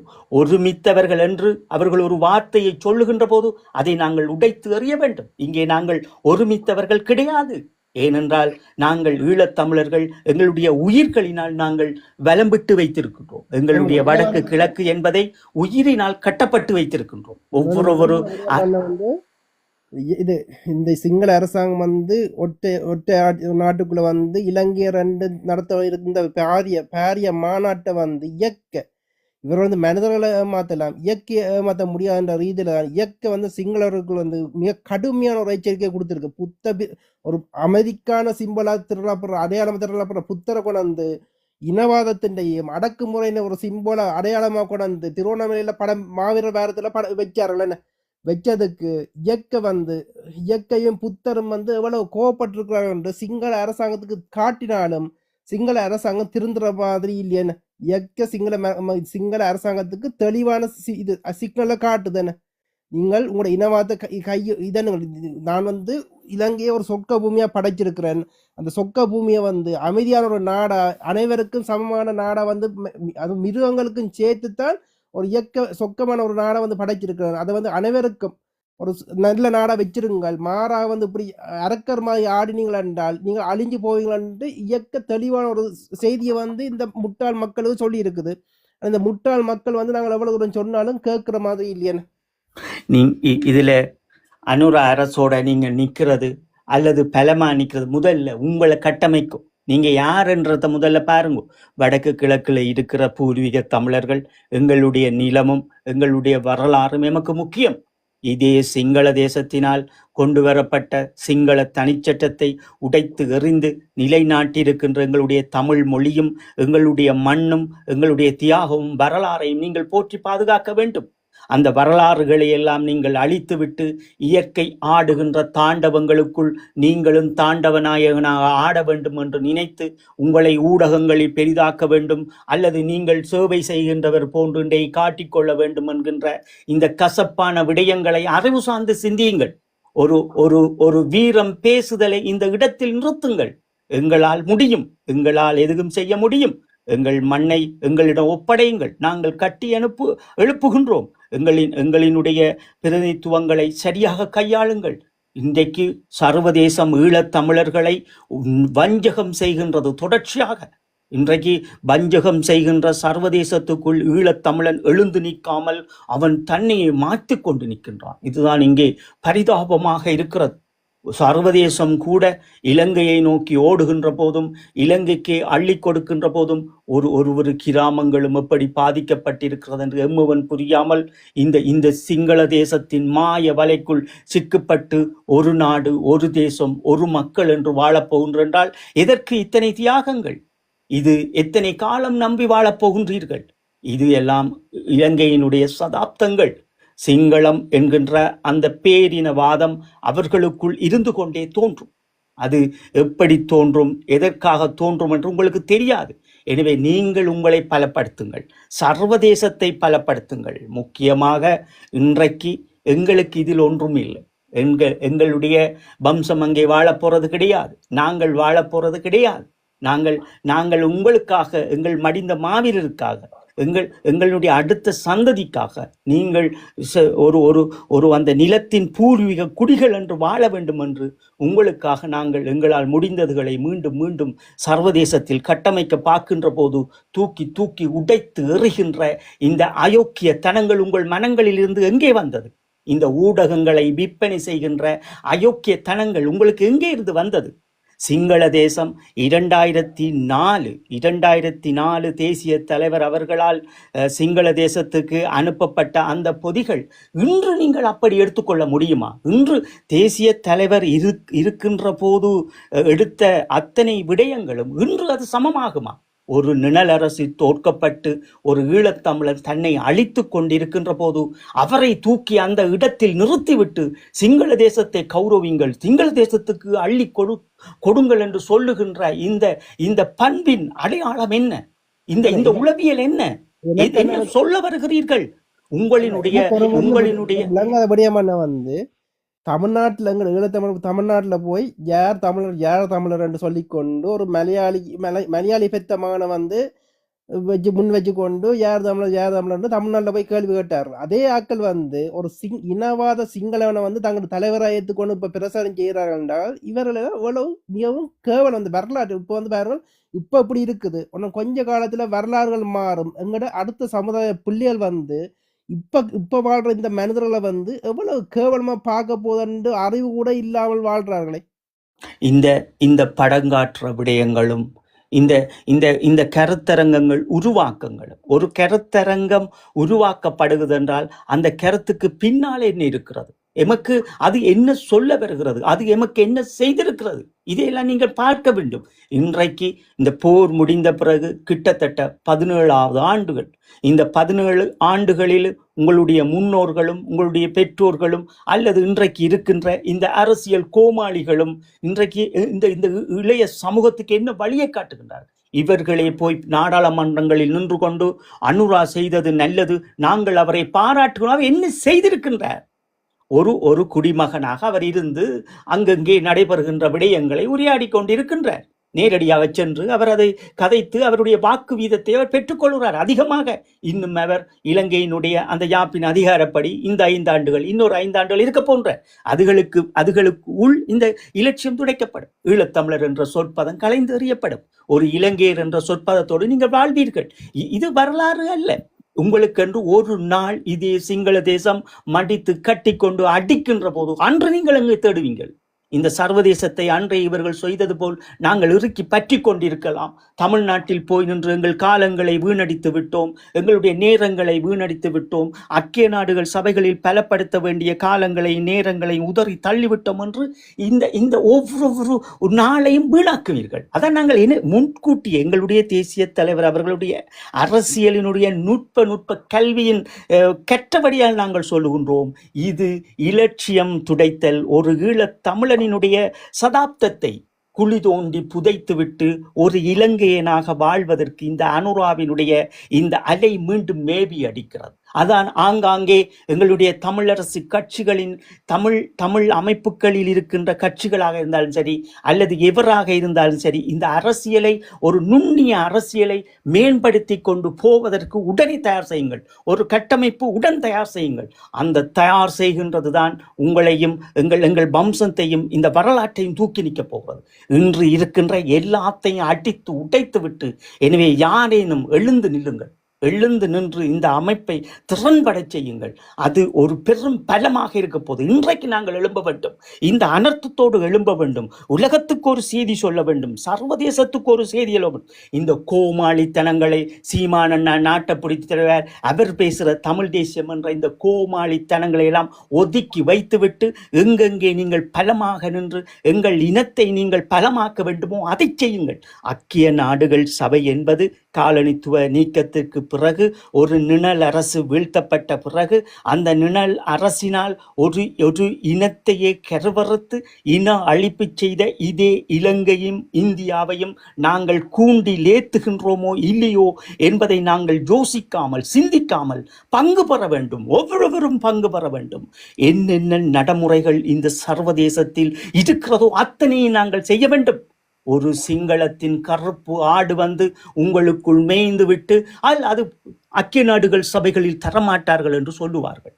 அதையெல்லாம் நீங்கள் கேட்காமல் நான் என்ன செய்தேன், என்னுடைய சந்ததிக்கு நான் என்ன செய்தேன், என்னுடைய மாவீரருக்கு நான் என்ன செய்தேன், இன்றைக்கு விளக்கேற்றிவிட்டு எல்லாரும் உங்களிடம் வீட்டு மூலைகளுக்குள் இருந்து மிகுதியானவர்கள் இதே பணங்களை சேர்த்த நீங்கள் ஆட்டினீங்கள், பாடினீங்கள், கூத்தாட்டம் போட்டீங்கள், மீண்டும் இலங்கைக்கு அள்ளி கொடுத்து போட்டு நிற்கிறீர்கள். இந்த மாவீரர்களுக்கு நீங்கள் என்ன செய்ய போறீங்கள்? அடுத்த 27 கார்த்திகைக்கு யாராவது யோசிக்கிறீங்களா? அல்லது இதே ஜனவரிக்குள் கொடுக்க வேண்டிய அறிக்கைகளை ஐக்கிய நாடுகள் சபைகளுக்கு நின்று பலமாக அடுத்த கூட்டத்தொடர் 2026 கூட்டத்தொடருக்கு நான் பலமாக நிற்க வேண்டும் என்று யாராவது ஏதாவது செய்கின்றீர்களா? முதல் எங்களை கட்டமையுங்கள். ஒரு மணித்தியாலமேனும் எங்களினுடைய இந்த தேசியத்திற்காக இன்றைக்கு சிக்கப்பட்டிருக்கின்ற எங்களுடைய வடக்கு கிழக்கு தமிழர்கள், தமிழ்நாட்டிலும் சிக்கப்பட்டிருக்கின்றவர்களை எல்லாம் ஒன்று சேர்த்து இனத்தினுடைய அடுத்த தலைமுறையை கட்டி எழுப்புவதற்கு உடன் முன்பாருங்கள். இன்றைக்கு இதே சீமானுக்காக ஊடகங்களாக அமர்ந்த சில கோமாளிகள் எங்கே போனார்கள்? இந்த சிலை பொறிமுறை வருகின்ற போது ஏன் அவர்களால் வந்து இந்த சாட்சியங்களை அளிக்கவில்லை? ஏன் இதே ஊடகம் சீமானை தூக்கி கொண்டு விற்பனை செய்து கொண்டு எங்களுடைய பெண் போராளிகளை மீண்டும் மீண்டும் தலையங்கம் போட்டு அவமானப்படுத்துகின்ற இவர்களெல்லாம் எங்கே போனார்கள்? ஏன் எங்கள் மக்களினுடைய அரசியலை தெளிவுபட்டு தாங்கள் ஒரு தேசிய ஊடகமாக மாறி எங்கள் அடுத்த தலைமுறையை ஒரு கட்டுப்பாட்டுக்குள் கொண்டு வராமல் இவர்கள் ஏன் இப்படி விற்பனையாளராக நிற்கின்றார்கள்? எனவே நீங்களே உங்களை சரிபாருங்கள். ஈழத்தமிழர்களே, நீங்கள் உங்களையே கட்டி எழுப்புங்கள்.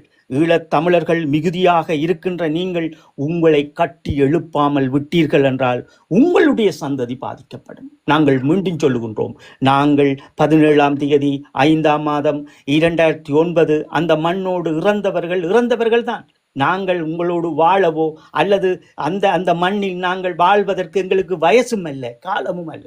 எனவே நாங்கள் மீண்டும் சொல்லுகின்றோம், உங்களின் பிள்ளைகளுக்காக, உங்களின் சந்ததிக்காக ஐக்கிய நாடுகள் சபைகளில் நிற்கின்றவர்களோடு ஒவ்வொரு கட்டமைப்பை கொண்டு வந்து உருவாக்கி கொண்டு எங்கள் நிலத்தை உடன் கட்டமையுங்கள். ஒரு பெரும் அமைப்பு உடன் எழுந்து நில்லுங்கள். இந்த இந்த பூச்சாண்டி காட்டுகின்ற இந்த கோமாளிகளை தூக்கி வீசுங்கள். ஒரு திடமான ஒரு அமைப்பை கொண்டு வந்து நிறுத்தி இந்த இந்த அரசியலை முன்னெடுத்து சொல்லுங்கள். நுணுக்கமான அரசியல், நுட்பமான அரசியல், தேசிய அரசியல், பொருளாதார அரசியல், எங்களுடைய அயல் நாட்டு அரசியல் என்று இந்த பண்பட்ட அரசியலோடு சர்வதேசத்தை கொண்டு வந்து அரசியலுக்குள் கட்டி போடுங்கள். நீங்கள் எவ்வளவுக்கு பலமாக இருக்கின்றீர்களோ அவ்வளவுக்கு சர்வதேசத்தை கட்டி போட முடியும். நீங்கள் எவ்வளவுக்கு பலவீனமாக இருக்கின்றீர்களோ சர்வதேசத்தை உங்களால் கட்டி போட முடியாது. எங்களுடைய தேசிய தலைவர் அடிக்கடி சொல்லுவார், சர்வதேசத்தை நாங்கள் கட்டி போட வேண்டும் என்றால் நாங்கள் பலமானவர்களாக இருக்க வேண்டும். அவர் சொல்லுவார், அடிக்கடி சொல்லுவார், பலமானவர்களாக நாங்கள் இருக்க வேண்டும். அந்த பலம் அது இராணுவ பலமாக இருக்க வேண்டும். ஆனால் அந்த இராணுவ பலம் இன்று தோற்கடிக்கப்பட்டிருக்கின்ற போது நாங்கள் அரசியல் ரீதியாக, அரசியல் நுட்பங்கள் ஊடாக, அரசியல் ராஜதந்திரங்களோடு நாங்கள் எம்மை பலப்படுத்திக் கொள்ள வேண்டும். இந்த பலப்படுத்தாமல் இந்த அனுராக்கு நாங்கள் இப்ப ராஜதந்திரம் போய் உதவி செய்கின்றோம், அனுரா அரசாங்கம் உங்களுக்கு சுய நிர்ணய உரிமையை தூக்கி தருவார் என்கின்ற இந்த கோமாளி வார்த்தைகளை விட்டு ஒதுக்கிவிட்டு இந்த ஊடகங்களில் இருக்கின்ற இந்த விற்பனை தேசியவாதிகள் முதலில் உங்களுக்கும் பிள்ளைகள் இருக்கிறார்கள், உங்களுக்கும் வரலாறு இருக்கிறது. நீங்கள் செய்வது இன்றைக்கு அது இருக்கும். ஆனால் உங்களுக்கு ஒன்று மட்டும் சொல்லுகின்றோம், இந்த ஈழத்தினுடைய வடக்கு கிழக்கு என்பது ஒவ்வொரு உயிர்களை நாங்கள் நிறுத்தி வைத்திருக்கின்றோம். தங்கள் இன்னுயிர்களை தந்து அந்த மண்ணை காப்பரனாக காத்து கொண்டிருக்கின்றார்கள். அவர்களுக்கு நீங்கள் கெடுதல் செய்கின்ற போது இந்த அனர்த்தம் அல்ல, இன்னும் அனர்த்தங்களை உங்களால் தாங்கிக் கொள்ள முடியாது. எனவே நாங்கள் மீண்டும் பதிவு செய்கின்றோம், இங்கே எங்களினுடைய தேசிய தலைவர் அவர்கள் எப்போதும் குறிப்பிடுவார், இந்த மாவீர நாட்கள் கூட 1981 மாவீர நாளில் அவர் அந்த மாவீர நாள் முதல் நாளை உருவாக்குகின்ற போதும் அதை அவர் வெளியில் அதை மக்களுக்கு கொண்டு வருகின்ற போதும் அங்கே அவர் ஒரு சில விடயங்களை சொல்லியிருப்பார். அது நீங்களும் பலர் அறிந்திருப்பீர்கள். முதலில் நீங்கள் புரிந்து கொள்ளுங்கள், இந்த மாவீர நாள் அன்று இன்றைக்கு இதே இந்திய இராணுவத்தோடு இருந்த ஒட்டுக்குழுக்களை இன்றைக்கு தமிழீழ மாவீரர்களோடு இணைக்க வேண்டும், தமிழீழ விடுதலை புலிகளோடு இணைக்க வேண்டும் என்கின்ற சில பச்சோந்திகளை நீங்கள் பார்த்திருப்பீர்கள். இதே 1989 மாவீர நாள் அன்று உருவாக்கப்பட்ட அதே கார்த்திகை 27 அன்று எங்களுடைய கிராமங்களில் போஸ்டர் ஒட்டச் சென்ற போராளிகளை இதே நயவஞ்சக எங்களினுடைய இந்த ஒட்டுக்குழுக்கள் துரோகிகளை சுட்டுக் கொண்டார்கள். இது ஒரு வரலாறு இருக்கிறது. அன்றே இந்த மாவீர நாள் உருவாக்குகின்ற அன்றே சுட்டுக் கொண்டார்கள். அப்ப இது துரோகிகள் செய்தார்கள். இந்த துரோகிகளை எல்லாம் கொண்டு வந்து இன்றைக்கு மாவீரர்களுக்குள் இணைக்க வேண்டும் என்கின்ற இந்த பச்சோந்திகள் முதலில் சரியான பாடம் ஊடகங்கள் நடத்துகின்றவர்களும் தமிழ் தேசியவாதிகளும் முதலில் இந்த மாவீர பிள்ளைகளை தந்த பெற்றோர்கள் துரோகிகள் தான். 1989 ஆண்டு தேசிய தலைவர் அவர்கள் மாவீர நாள் அன்று உரையாற்றும் போது இந்த துரோகிகளுக்காகவே கிட்டத்தட்ட 5 நிமிடங்கள் 7 நிமிடங்களில் இருந்து 5 நிமிடங்கள் உரையாற்றியிருப்பார். துரோகிகள் எப்படிப்பட்டவர்கள், நாங்கள் எங்களுடைய மாவீரர்களை நினைவு கூறுகின்ற போது அவர்களும் எமக்குள் வந்துதான் போகின்றார்கள். ஆனால் நாங்கள் ஒன்றும் பண்ண முடியாது. அவர்களுடைய தலைவர்கள் அவர்களுக்கு நஞ்சை விதைத்தார்கள், அவர்கள் எம் போராளிகளையே கொன்றார்கள் என்ற வரலாற்றை மீண்டும் மீண்டும் சொல்லி அந்த இடத்தில் அமிர்தலிங்கம் துரோகத்தையும் அன்று அவர் உரையாற்றியிருந்தார். அன்று அவர் மிக தெளிவாக சொல்லியிருந்தார், இந்த தேசியங்களை பேசிவிட்டு மீண்டும் இந்த நய வஞ்சகங்களுக்குள் நின்று கொண்டு எம்மை கழுத்தறுக்கின்ற இந்த கழுகு கூட்டமே அன்று இந்த அமிர்தலிங்கத்திற்கு நடந்த இந்த துரோக செயலை இன்றும் நீங்கள் செய்கின்றீர்கள். இன்று பல ஊடகங்கள் இந்த அனுரா அலையை ஒரு ஈழத்தமிழர்களினுடைய ஒரு அனுராவை ஒரு தந்தையாக, ஈழத்தமிழனின் ஒரு தலைவனாக நீங்கள் ஊடகங்கள் சித்தரித்துக் கொண்டிருக்கின்றீர்கள். எனவே அது உங்களுடைய வம்சத்துக்கு தான் நல்லது அல்ல. நாங்கள் மீண்டும் இந்த இடத்தில் பதிவு செய்ய வேண்டும், அவ்வளவு ஆதங்கங்கள் எங்களுக்குள் இருக்கிறது. ஒரு அனுராவை நீங்கள் ஒரு ஈழத்தமிழனுடைய தந்தையாக அல்லது ஒரு ஈழத்தமிழனுடைய தலைவனாக நீங்கள் அடையாளப்படுத்தும் போது அவர் ஈழத்தமிழர்களுக்கு எல்லாம் செய்திருக்க வேண்டும், ஈழத்தமிழர்களை கௌரவித்திருக்க வேண்டும். இந்த பூச்சாண்டி காட்டுகின்ற அரசியல் எல்லாம் உங்கள் வீட்டோடும் உங்களுடைய இணைய தளங்களோடும் வைத்துக் கொள்ளுங்கள். எனவே எங்களினுடைய தேசிய தலைவருடைய கொள்கைகளையோ அல்லது மாவீரருடைய கொள்கைகளை தூக்க வெளிக்கிட்டீர்கள் என்றால் அது உங்களுக்கு தான் விஷமாக தேசமாக மாறும் என்பதையும் இந்த இடத்தில் நாங்கள் சுட்டிக்காட்டுகின்றோம். அதே போன்றுதான் இந்த இந்திய இராணுவம் எங்களுடைய மண்ணில் வந்து நிற்கின்ற இந்த இந்திய இராணுவத்தின் படங்களை போட்டு ஊடகங்களில் விற்பனை செய்கின்ற விற்பனை கூட்டமும் உங்களுக்கு வரலாறு தெரியவில்லை என்றால் 644 போராளிகளுடைய வரலாற்றை ஒவ்வொரு குடும்பங்களோடும் படியுங்கள், இல்லையேல் போராளிகளிடம் கேளுங்கள். ஒன்று செய்யும் போது அது எங்கள் மாவீரர்களை கௌரவிக்க வேண்டும். அப்படி இல்லாத நீங்கள் எதற்கு அந்த பூமியில்? நீ யார்? முதலில் நீங்கள் யார்? நீ ஒரு இலங்கையனா, ஒரு ஈழத்தமிழனா? உன்னுடைய மண் வடக்கு கிழக்கு தாயக பூமியா, இலங்கையா? நீங்களே முடிவு. உங்களுடைய கோட்பாடு என்ன? உங்களுடைய தேசியம் என்ன? நீங்கள் யார்? இதையெல்லாம் நீங்கள் தட்டி கேளுங்கோ, உங்களை எழுப்பி கேளுங்கோ. நீங்கள் யார் என்பதை முதலில் பாருங்கோ. இன்றைக்கு அனர்த்தம் வந்தோடனே எல்லாரும் போறீங்கள். அனர்த்தம் உங்களுக்கே உங்களோட கிராமத்துக்குள்ளே நீங்கள் மாறி மாறி திருமணம் செய்யாத ஒரு ஒரு ஒரு ஒரு பகட்டு கூட்டம். நீங்கள் இன்றைக்கு மலையக மக்களுக்கு வாழ்வு கொடுக்க போறீங்கள் அல்லது அனுர அரசுக்காக வாழ்வு கொடுக்க போறீங்கள்? இது வந்து அண்மையில வந்து ஒரு கருத்து வந்திருந்துச்சு. அங்க அனுர அரசாங்கம் வந்து மலைய மக்களுக்கு அங்க நிலம் கொடுக்காட்டி அவர்களை வந்து வடக்கு கிழக்குல ஒன்னையே வந்து குடியேற்ற போறாருன்னு ஒரு அந்த ஒரு அமைச்சரில ஒரு எம்பி வந்து சொல்லியிருந்தார். இதை பற்றி உங்களோட கருத்து எப்படி இருக்குன்னா? தலன், இது வந்து பெரும் சவால். அதை பற்றி நாங்கள் பல முறை பேசியிருக்கிறோம். விளங்குதானே உங்களுக்கு? இது வந்து பல சவால்கள் இருக்குது. இந்த சவால்களை தாண்டித்தான் நாங்கள் அதெல்லாம் பற்றி. ஆனால் அதுக்காக இந்த சவாலை நாங்கள் ஏற்றுக்கொள்ளணும். ஈழத்தமிழர்கள் இந்த சவாலை ஏற்றுக்கொள்ளணும், அந்த மக்களை குடியமர்த்த தான் வேணும். ஆனால் இங்கே என்ன பிரச்சனைனால் அவர்களுடைய பூர்வீகத்தை நாங்கள் அழித்து விட முடியாது. இதற்கு பின்னக்கு பல சூட்சமங்கள் இருக்கிறது. இதுல ஒரு கேள்வி வந்து, இந்திய இராணுவம் வந்து வருகிறது தண்ட தாய்நாட்டு மக்களை வந்து காப்பாற்றுறதுக்காண்டித்தான் இந்திய இராணுவம் வந்து கண்டி பகுதிக்குள்ள வந்து இறங்குது.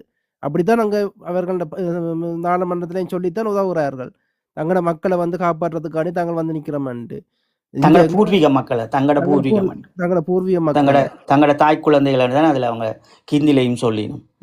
அப்படி இருக்கும்போது தாய்மொழி வந்து தமிழ் சொல்லி இல்ல என்று எங்களுடைய ஊடகவியாளர்கள் சில ஊடகம் யூடியூப் நடத்துறவர்கள் வந்து விட்டுறார்கள்.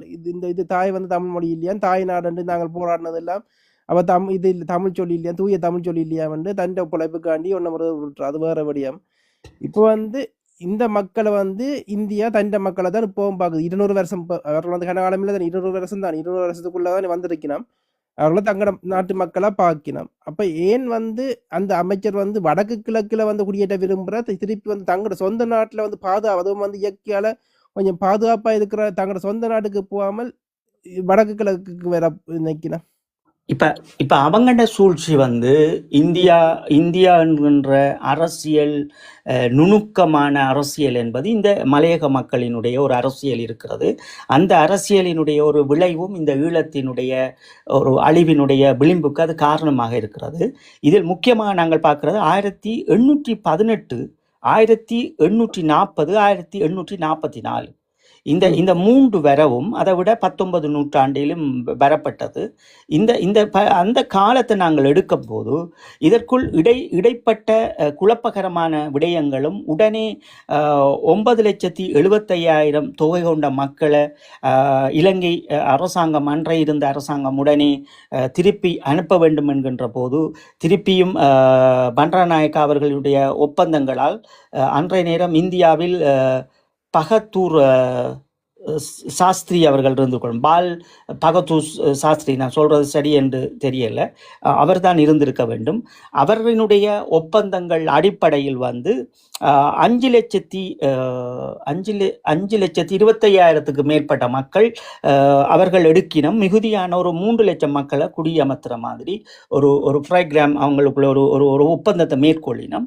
இதுக்கு இடையில் என்னென்றால் இந்த மன்னார் பகுதியில் குடியமர்த்தப்பட்டது. இப்போ 1844 1840களில் குடியமர்த்தப்பட்ட மக்கள் வந்து கிளிநொச்சிக்குள்ளையும் வந்து வாழ்ந்த வரலாறுகளும் அது இன்றைக்கு அவர்கள் தாயக பூமியாகவும் இருந்த வரலாறு இருக்குது. இடையில ஒரு சவால் இருந்தது எங்களுக்கு. அப்படி என்றால் இந்த பேச்சுவார்த்தை காலங்களில் ஒரு குறிப்பிட்ட மக்கள் வந்து முல்லைத்தீவு பிரதேசங்களில் வந்து குடியமர்த்தப்பட்டது.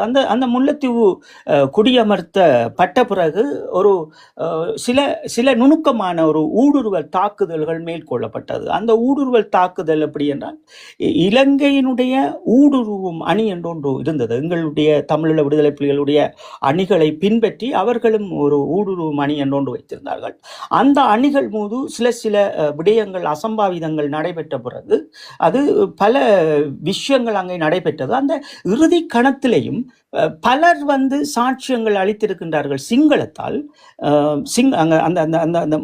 எங்களுடைய அந்த வெள்ளா முள்ளிவாய்க்காலுக்கும் புதுக்குடிப்புக்கும் இடப்பட்டதில் பல பிரதேசங்களில் புதுக்குடிப்பு விட்டுட்டு நாங்கள் போகின்ற போதும் அங்கே இருந்து வெள்ளா முள்ளிவாய்க்கால் வீட்டுத்திட்டம் சுனாமி வீட்டுத்திட்டம் அந்த பகுதிகளில் இருந்தும் பெறப்பட்டதில் பலர் இலங்கை இராணுவத்திற்கு நேரடியான சாட்சியங்களை வழங்கியிருக்கிறார்கள். எப்படி என்றால், விடுதலை புலிகள் எங்களை விடவில்லை, விடுதலை புலிகள் எங்களை வலக்கட்டாயமாக கூட்டிக் கொண்டு போனார்கள், எங்கள் பிள்ளைகளை பிடித்தார்கள் என்று ஒரு தூய சிங்களத்தில் தொடர்ச்சியாக பலர் பேசுகின்றார்கள். இது ஏற்கனவே தமிழீழ விடுதலை புலிகளினுடைய பல புலனாய்வு நடவடிக்கையில் இருந்தவர்களும் விசேட வேவு பிரிவுகளுமால் பல கண்காணிப்புகள் உள்ளடக்கப்பட்டு சில காடுகள் இடங்கள் எல்லாம் உள்ளடக்கப்பட்டு அந்த இடங்களில் சிலர்கள் நின்ற போது விசாரணைக்கு உட்படுத்தப்பட்ட வரலாறுகளும் நமக்கு இறுதி கட்டத்தில் இருக்கிறது. அதற்கு பின் இந்த காட்சிகளை நாங்கள் இந்த ஓசிலே வருகின்ற போதும் அந்த விடயங்கள் அங்கே கொண்டு வரப்படுகின்ற போதும் அந்த சாட்சியங்களை நாங்கள் இல்லை இது இப்படி நடக்கவில்லை என்று பல விவாதங்களுக்குள் கொண்டு வருகின்ற போதும் நமக்கு ஒரு சவால் இருந்தது. இவர்கள் சொல்லி இருக்கின்றார்களே அங்கே வாழ்ந்தவர்கள் என்பது. அப்ப நாங்கள் அதற்கு திட்டவட்டமாக சொல்லியிருந்தோம் என்றால், இவர்கள் ஏற்கனவே குடியமர்த்தப்பட்டவர் எங்களுடைய பிரதேசங்களில் இருந்தது அல்ல. அதனால் ஒரு நிராயுரபாணியாக நிற்கின்ற போது சிங்களம் தெரிந்தவர்களாக அவர்கள் ஒரு தாராளமான சிங்கள மொழியை கற்றுக்கொண்டவர்களாக இதை பேசியிருக்கலாம் என்றது போன்று நாங்களும் அதை தெரியப்படுத்தியிருக்கின்றோம். ஆனால் இது சூட்சுமங்களாக இருக்க போகுது, ஒரு பெரும் சவாலாக இருக்க போகிறது. இப்ப உண்மையிலேயே இனி நீங்கள் இப்ப தேசிய தலைவர் அவர்கள் இந்த 14ஆம் தேதி 4ஆம் மாதம் 2002 இந்த சந்திப்பின் போது அவர்களை எங்களுடைய மண்ணில் இந்த அப்பாவி மக்களை இருத்த வேண்டும் என்பதில் எந்த மாற்று கருத்தும் இல்லை. ஆனால் எங்களுக்கு அப்போது ஒரு தலைமை இருந்தது, ஒரு அமைப்பு இருந்தது, ஒரு தேசம் இருந்தது, எங்களுக்கு ஒரு நாடு இருந்தது. எங்கள் நாட்டுக்குள் தான் நாங்கள் எங்கள் மக்கள், எங்கள் தொப்புள் கொடி உறவுகளை நாங்கள் கொண்டு அமர்த்துவதற்கு முயற்சி செய்தோம். ஆனால் இங்கே என்னென்றால் இது ஒரு சவால். இப்ப எங்களுடைய நாடும் அல்ல, எங்களுடைய தலைமையும் அல்ல. நீங்க என்ன சொல்றீங்கன்னா, இந்த இவர்கள் தங்களோட தாய்நாடு இந்தியாக்கான ஒரு ஒப்பந்தத்துல தான் அவன் இந்தியாக்காண்டி விசுவாசமா இருந்துதான் இந்த இதுல இந்த ராணுவம் பெறும்போதும் அந்த காட்டி கொடுக்குற வேலையில போர் இதுலையும் காட்டி கொடுக்குற வேலையில நாங்கள் அவர்கள் நன்னோக்கத்துல குடியமர்த்தினாலும் அவர்கள் தங்களோட நாட்டு இந்தியாவுக்கு விசுவாசம் இருந்து இந்த காட்டி கொடுக்குற வேலையை செய்திருக்கிறார்கள் சொல்றீங்களாண்ணா? இது நாங்கள் காட்டி கொடுத்தார்கள் என்று அப்படி நாங்கள் சொல்லிவிட முடியாது. ஆனால் பல சம்பவங்கள் நடந்திருக்குது. இங்கே சாட்சியமாகவும் பல சம்பவங்கள் இருக்குது. ஒரு இந்தியா வம்சவழியை சார்ந்த பெண்களினுடைய ஆண்களினுடைய பதிவுகள் இறுக்கமாக இருக்கிறது. விடுதலை புலிகள் எங்களை பிடித்தார்கள், விடுதலை புலிகள் எங்கள் பிள்ளைகளை தூக்கி கொண்டு போனார்கள், விடுதலை புலிகள் எங்களை இழுத்து கொண்டு போனார்கள், எங்களை ஏன் அவர்கள் கேட்கிறார் சிங்களத்தால், நீங்கள் ஏன் வரவில்லை முன்னுக்கெட்டு கேட்டோன்னே அவர் என்ன சொல்கிறார்கள், எங்களை அவர்கள் பிடித்து கொண்டு போனார்கள் விடையில். அப்போ நாங்கள் விளக்கமாக இதை சொல்லியிருக்கிறோம். நாங்கள் எங்களுடைய மக்களை மெதுவாக விட வேண்டிய இடங்களுக்கு விட்டோம். களமுனை என்று அமையப்படுகின்ற விதிமுறை வேறு என்கின்ற வடிவங்களை நாங்கள் களமுனை நின்றவர்களாக ஐக்கிய நாடுகள் சபைகளுக்கு இதை தெளிவாக விளங்கப்படுத்தியிருக்கின்றோம். ஆனால் இதுக்குள் சூட்சம் இருக்கிறது. இப்ப நாங்கள் இதை நீங்க காட்டி கொடுத்தீங்கன்னா அப்படி நாங்கள் சொல்லிவிட முடியாது. நான் கண்ணால பார்க்கல. ஆனால் இது தொடர்ச்சியான விவாதங்களாக இருந்தது. விவாதங்களாக சில பிரச்சனைகள் இருந்தது. எனவே நாங்கள் இதை கவனமாக கையாள வேண்டும். இப்ப இது ஒரு சவால். இந்த சவால் இப்ப அன்று இருந்த சவால் போன்றும் இந்த போர்க்குற்றத்தினுடைய ஒரு சவால் இருக்கின்றது போன்று இதே இந்த அமர்த்தப்பட்ட இந்திய மலையக மக்களால் இருக்கின்ற சவால் போன்று இன்னும் பெறும் உங்களுக்கு. இப்ப ஒரு தலைவர் இப்ப எங்களுக்கு கடந்த காலத்தை பற்றி நாங்கள் அவர்கள் மீது பழிகளை போட்டுவிட முடியாது. அது காட்டி கொடுத்தார்கள் அந்த வார்த்தையை நாங்கள் சொல்ல முடியாது. அது ஆனால் நிராயுரபாணியாக நிற்கின்ற போது அவர்களுக்குள் நிற்கின்ற போது அவர்கள் சொன்னதை கூட அவர்கள் சொல்லியிருக்கலாம். என்றால் தமிழீழ விடுதலை புலிகளில் இருந்த ஒரு சிலவர்கள் அப்படித்தான் சொல்லியிருக்கின்றார்கள். அப்ப அதனால் 1000தோடு நிற்கின்ற போது 1500க்கும் மேற்பட்ட 2 நிமிடம் 3 நிமிட காணொலி அது அனுப்பப்பட்டிருக்கிறது. இலங்கை இராணுவத்தினால் அது அனுப்பப்பட்டிருக்கிறது. இலங்கை அரசாங்க வெளியுறவு கொள்கையினால் அனுப்பப்பட்டிருக்கிறது. எனவே நாங்கள் அதை குறை சொல்லிவிட முடியாது. ஆனால் இதையும் சலஞ்சாக எடுக்க வேண்டும். இது நாங்கள் அவர்கள் ஒரு சவால், ஈழத்தமிழர்கள் இதுக்கு ஒரு சவால். எப்படி இது ஒரு சவால் என்றால், இப்ப நீங்கள் வடக்கு கிழக்குல இவரை குறி அமர்த்த போறீங்க. இன்றைக்கு எங்கள்கிட்ட தமிழ் அரசாங்கம் இல்லை. நீங்க சரியா புரிஞ்சுக்கணும். தமிழ்ல விடுதலை புலிகள் இல்லை. அப்ப தமிழ்ல விடுதலை புலிகள் இல்லாத போது இது ஒரு இலங்கையினுடைய அரசின் கீழ்தான் இது குடியமர்த்தப்பட போகுது. அப்ப வருகின்ற வடக்கு கிழக்குக்குள் அமர்கின்ற மக்கள் இந்த அரசாங்கத்துக்கு தான் விசுவாசமா இருக்க போறேன். ஏன்னா இன்றைக்கு பிள்ளைகளை தந்ததுகள் தன்னுடைய சித்தப்பா பிள்ளைகளை இந்த மண்ணுக்காக போராடினதுகளே எல்லாத்தையும் கலந்தெறிஞ்சிட்டு அனுராண்டு கைதட்டி கொண்டிருக்கேன். அனுரா இதுகளுக்கு எதுவும் போட்டது கிடையாது. அனுரா தன் முகத்தை காட்டிட்டு கை கொடுத்ததும் 2 செல்ஃபி எடுத்ததும் ஊடகத்துக்கு பேசிட்டு போனதும் தானே தவிர இத்தனை ஆண்டுகளாக இந்த ஈழத்தமிழனுக்கு எதுவும் செய்தது கிடையாது. இன்றைக்கு 3000க்கு மேற்பட்ட நாட்கள் கடந்து இன்னும் இந்த கையளிக்கப்பட்டவரும் காணாமலாக்கப்பட்டவர்களுடைய பெற்றோரை பார்க்காத ஒரு கோள அரசாங்கம் இது.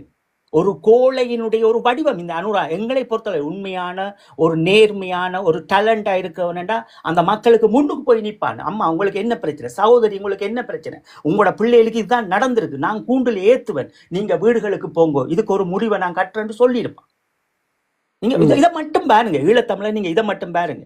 நாங்கள் எங்கட மக்கள் அதெல்லாம் சொல்ல தேவையில்லை. ஒரே ஒரு விஷயம், அனுரா உண்மையிலேயே ஒரு நல்ல மனிதனாக இருந்திருந்தா, சிங்கள மக்களை தவறி பிறந்திருந்தா, ஒரு நல்ல இப்ப உண்மையிலேயே ஒரு மனிதன் ஒரு ஆழமா நேசிக்கக்கூடியவன் உலகத்துல இருக்கிறான்.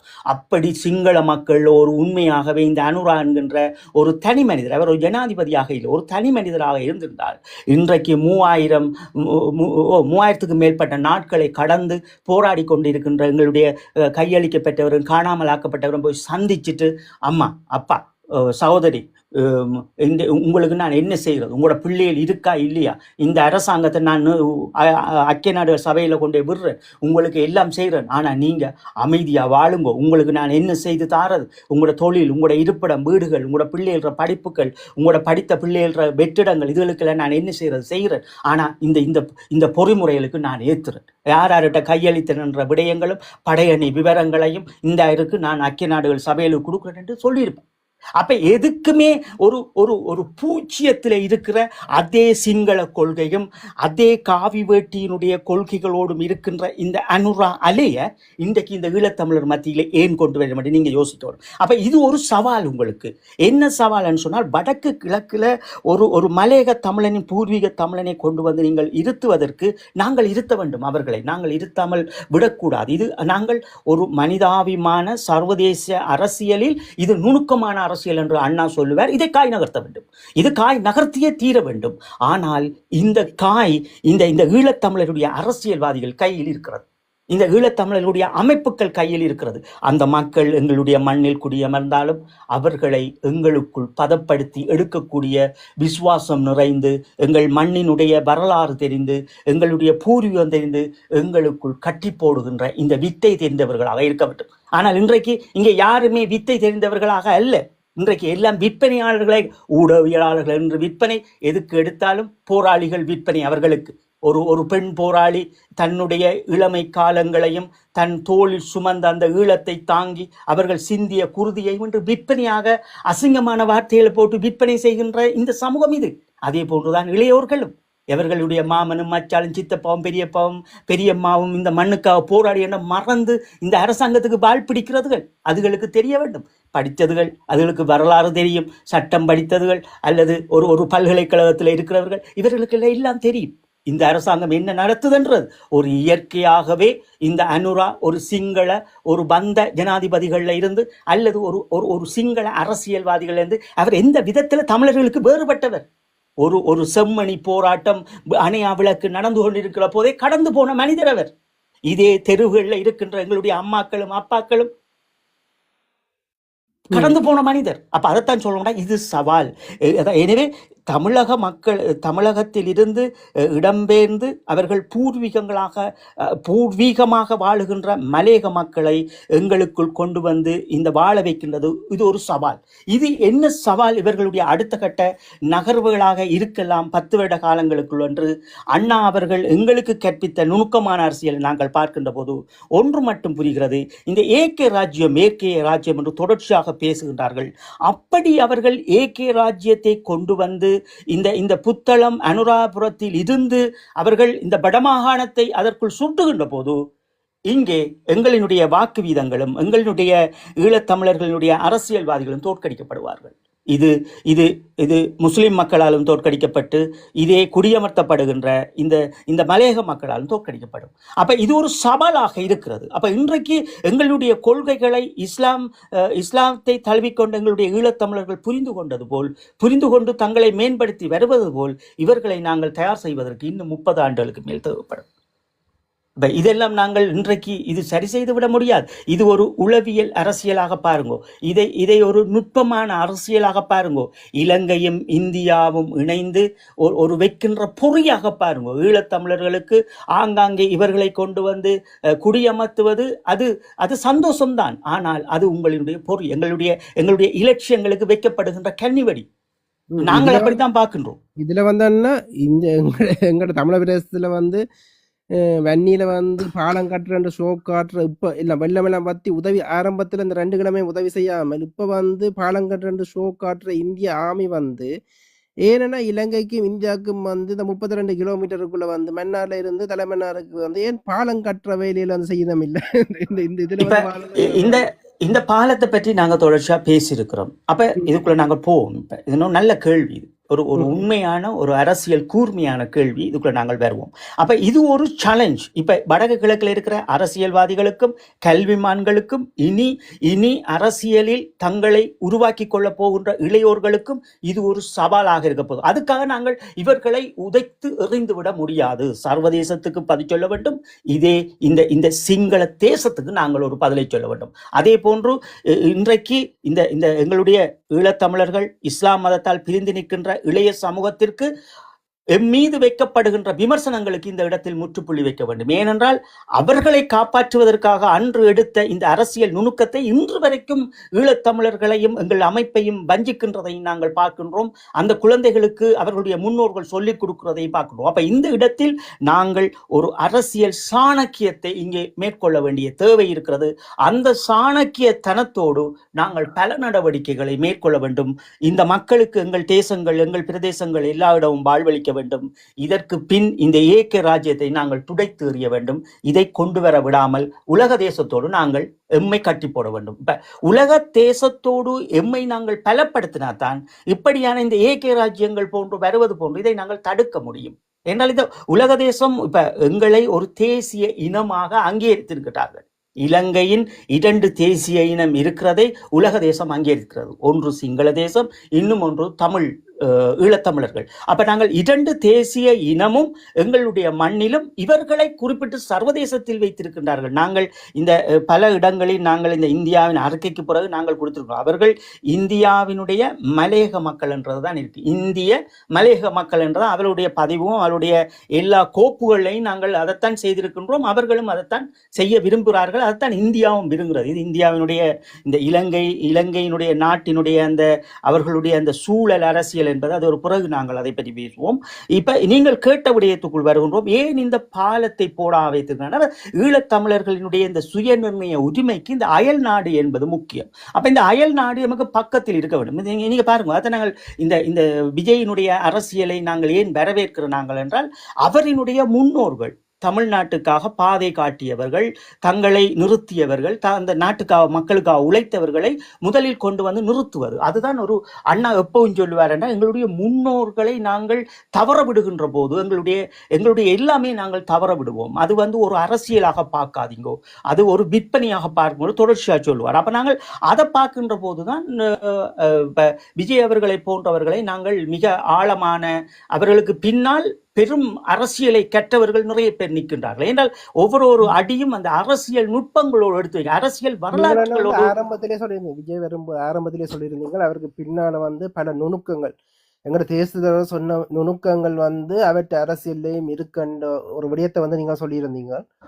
தேசிய தலைவர் எப்ப சொல்லுவாருன்னா, இப்ப எங்களினுடைய நாடு நாங்கள் ஒரு அரசியல்வாதியை எப்படி பார்க்க வேண்டும் என்றால் அந்த அரசியல்வாதி அயல்ல இருக்கிற நாட்டினுடைய பொருளாதாரமும் உறவு முறையிலேயே மிக கவனமா இருக்கணும். அப்ப இவர் எடுத்துக்கொண்டு போறதை பார்த்தீங்கன்னா அந்த நாட்டினுடைய இந்தியாவினுடைய அனைத்து மொழிவழி மாநிலங்களையும் தனக்குள்ள வைத்திருக்கிறதும் தன்ற மக்களுக்கு பாதுகாப்பு வைத்திருக்கிறதும் அவர்களுடைய மண்ணிலிருந்து விளைகின்றதையும் கொள்வனவு செய்கின்றதையும் உருவாக்குகின்றதையும் சர்வதேசத்துக்கு விற்பனை செய்யாமலே அங்கே அவர்கள் தங்களுக்குடைய பண்ட மாற்றங்கள் விற்பனைகள் என்று இது ஒரு பெரும் பொருளாதார அரசியல் இருக்கிறது. அப்ப அண்ணா இது எங்களுக்கு நுணுக்கமாக கற்றுத்தந்தவர். அப்ப அந்த இடத்தில் தான் நாங்கள் விஜய் அவர்களுடைய அரசியலை பார்க்கலாம். ஒன்று மட்டும் என்றால் அவருக்கு பின்னால் ஒரு சிறந்த கல்வியை கேட்ட சட்டத்தரணிகள் பலர் இருந்து நுண்ணியமான அரசியலை நுணுக்கமாக கையாளுகின்றார்கள். அதுதான் நாங்கள் பார்க்கின்றோம். அவர் இந்த கரையோரங்கள் தன்னுடைய மண்ணில் இருந்து கரையோரத்தில் இருக்கின்ற ஒவ்வொரு மாகாணத்தையும் அவர்கள் கையாளுகின்ற விதிமுறைகள் இருக்கிறது என்றால் இது மீண்டும் தமிழகம் மாதிரியே அங்கேயும் பாண்டிச்சேரியும் புதுச்சேரியும் அது இன்னும் குறிப்பிட்ட காலங்களில் அவர்களுக்கு கையில் கிடைத்துவிடும். அது ஒரு பெரும் ஒரு இதாக இருக்கு. இப்ப கேரளா போன்றோ அல்லது தெலுங்கானா போன்றோ அவர்களுக்கு ஒரு பலமாக இருக்கும். அப்ப இதே போன்றுதான் எமக்கு என்னவென்றால் இந்த தமிழ்நாட்டுக்கும் எங்களுக்கும் உரிய இந்த பாலம் என்பது எங்களுடைய சர்வதேசத்தினுடைய கோப்பின் பிரகாரம் சர்வதேசத்தினுடைய காலனித்துவத்திற்கு பிற்பாடு ஒரு அயல் நாடு எங்களுக்கு பக்கத்தில் இருக்க வேண்டும், அவருடைய ஆதரவு வேண்டும், அவர்களுடைய பெரும் அழுத்தம் வேண்டும். அப்படி இருக்கின்ற போது நாம் விடுதலை ஆகுவதற்கு ஒரு பெரும் பலமாக இருக்கிறது இந்த பாலம். இந்த பாலம் இருந்தால் எம்மை சர்வதேசம் இன்னும் இலகுவாக நாங்கள் எங்களுடைய விடிவுகளை நாங்கள் பெற முடியும். என்றால் ஒரு நாட்டினுடைய 4 பாகங்களையும் இங்கே பார்க்கின்றார்கள். இப்ப ஒரு நாடு இருக்கிறது என்றால் அதுக்கு எங்களுடைய தமிழீழம் இருக்கிற தமிழீழத்துக்கு 4 பகுதியில் என்ன இருக்குது என்று பார்க்கின்றார்கள். அப்ப எங்களுக்கு நாங்கள் பார்க்கும்போது கேரளா, தெலுங்கு, தமிழ்நாடு என்று இருக்கிறது. ஆனால் அதுக்கு எங்களுக்கு கடலால் தான் இருக்கிறது. நிலம் சார்ந்த ஒரு தொடர்பு இருக்க வேண்டும், அது முக்கியமாக பார்க்கின்றார்கள். அப்படி பல நாடுகள் உடனே தங்களுடைய சுய நிர்ணய உரிமையை பெற்று போயிருக்கின்றார்கள். இதுக்கும் ஒரு வடிவம் இருக்கிறது. பாலத்தை இன்று அமைக்காமல் வைத்திருப்பதே எங்களுடைய இந்த காலனித்துவ நீக்கத்துக்கு பிற்பாடு இந்த ஒரு சூழ்ச்சியமான முறையில் ஈழத்தமிழினுடைய அரசியலை கட்டி போடுவாங்க. நீங்க பாருங்க, இப்ப இலங்கையில் இருக்கின்ற ஈழத்தமிழுடைய அரசியல் எங்களுடைய தேசிய தலைவருக்கு பிற்பாடு இந்த பூர்வீக மக்கள் இந்த இந்தியாவில் இருக்கின்ற பிற மொழியாளர்களினுடைய நாடாளுமன்றங்களை எந்த தலைவர்களும் அலங்கரித்தது கிடையாது. அதே போன்று புலத்தில் இருக்கிற இந்த பெருஞ்சாலி கூட்டங்களும் அந்தந்த நாடாளுமன்றங்களை அலங்கரித்தது கிடையாது. அங்கே ஒரு பேச்சுவார்த்தைகளை நடத்தியது கிடையாது.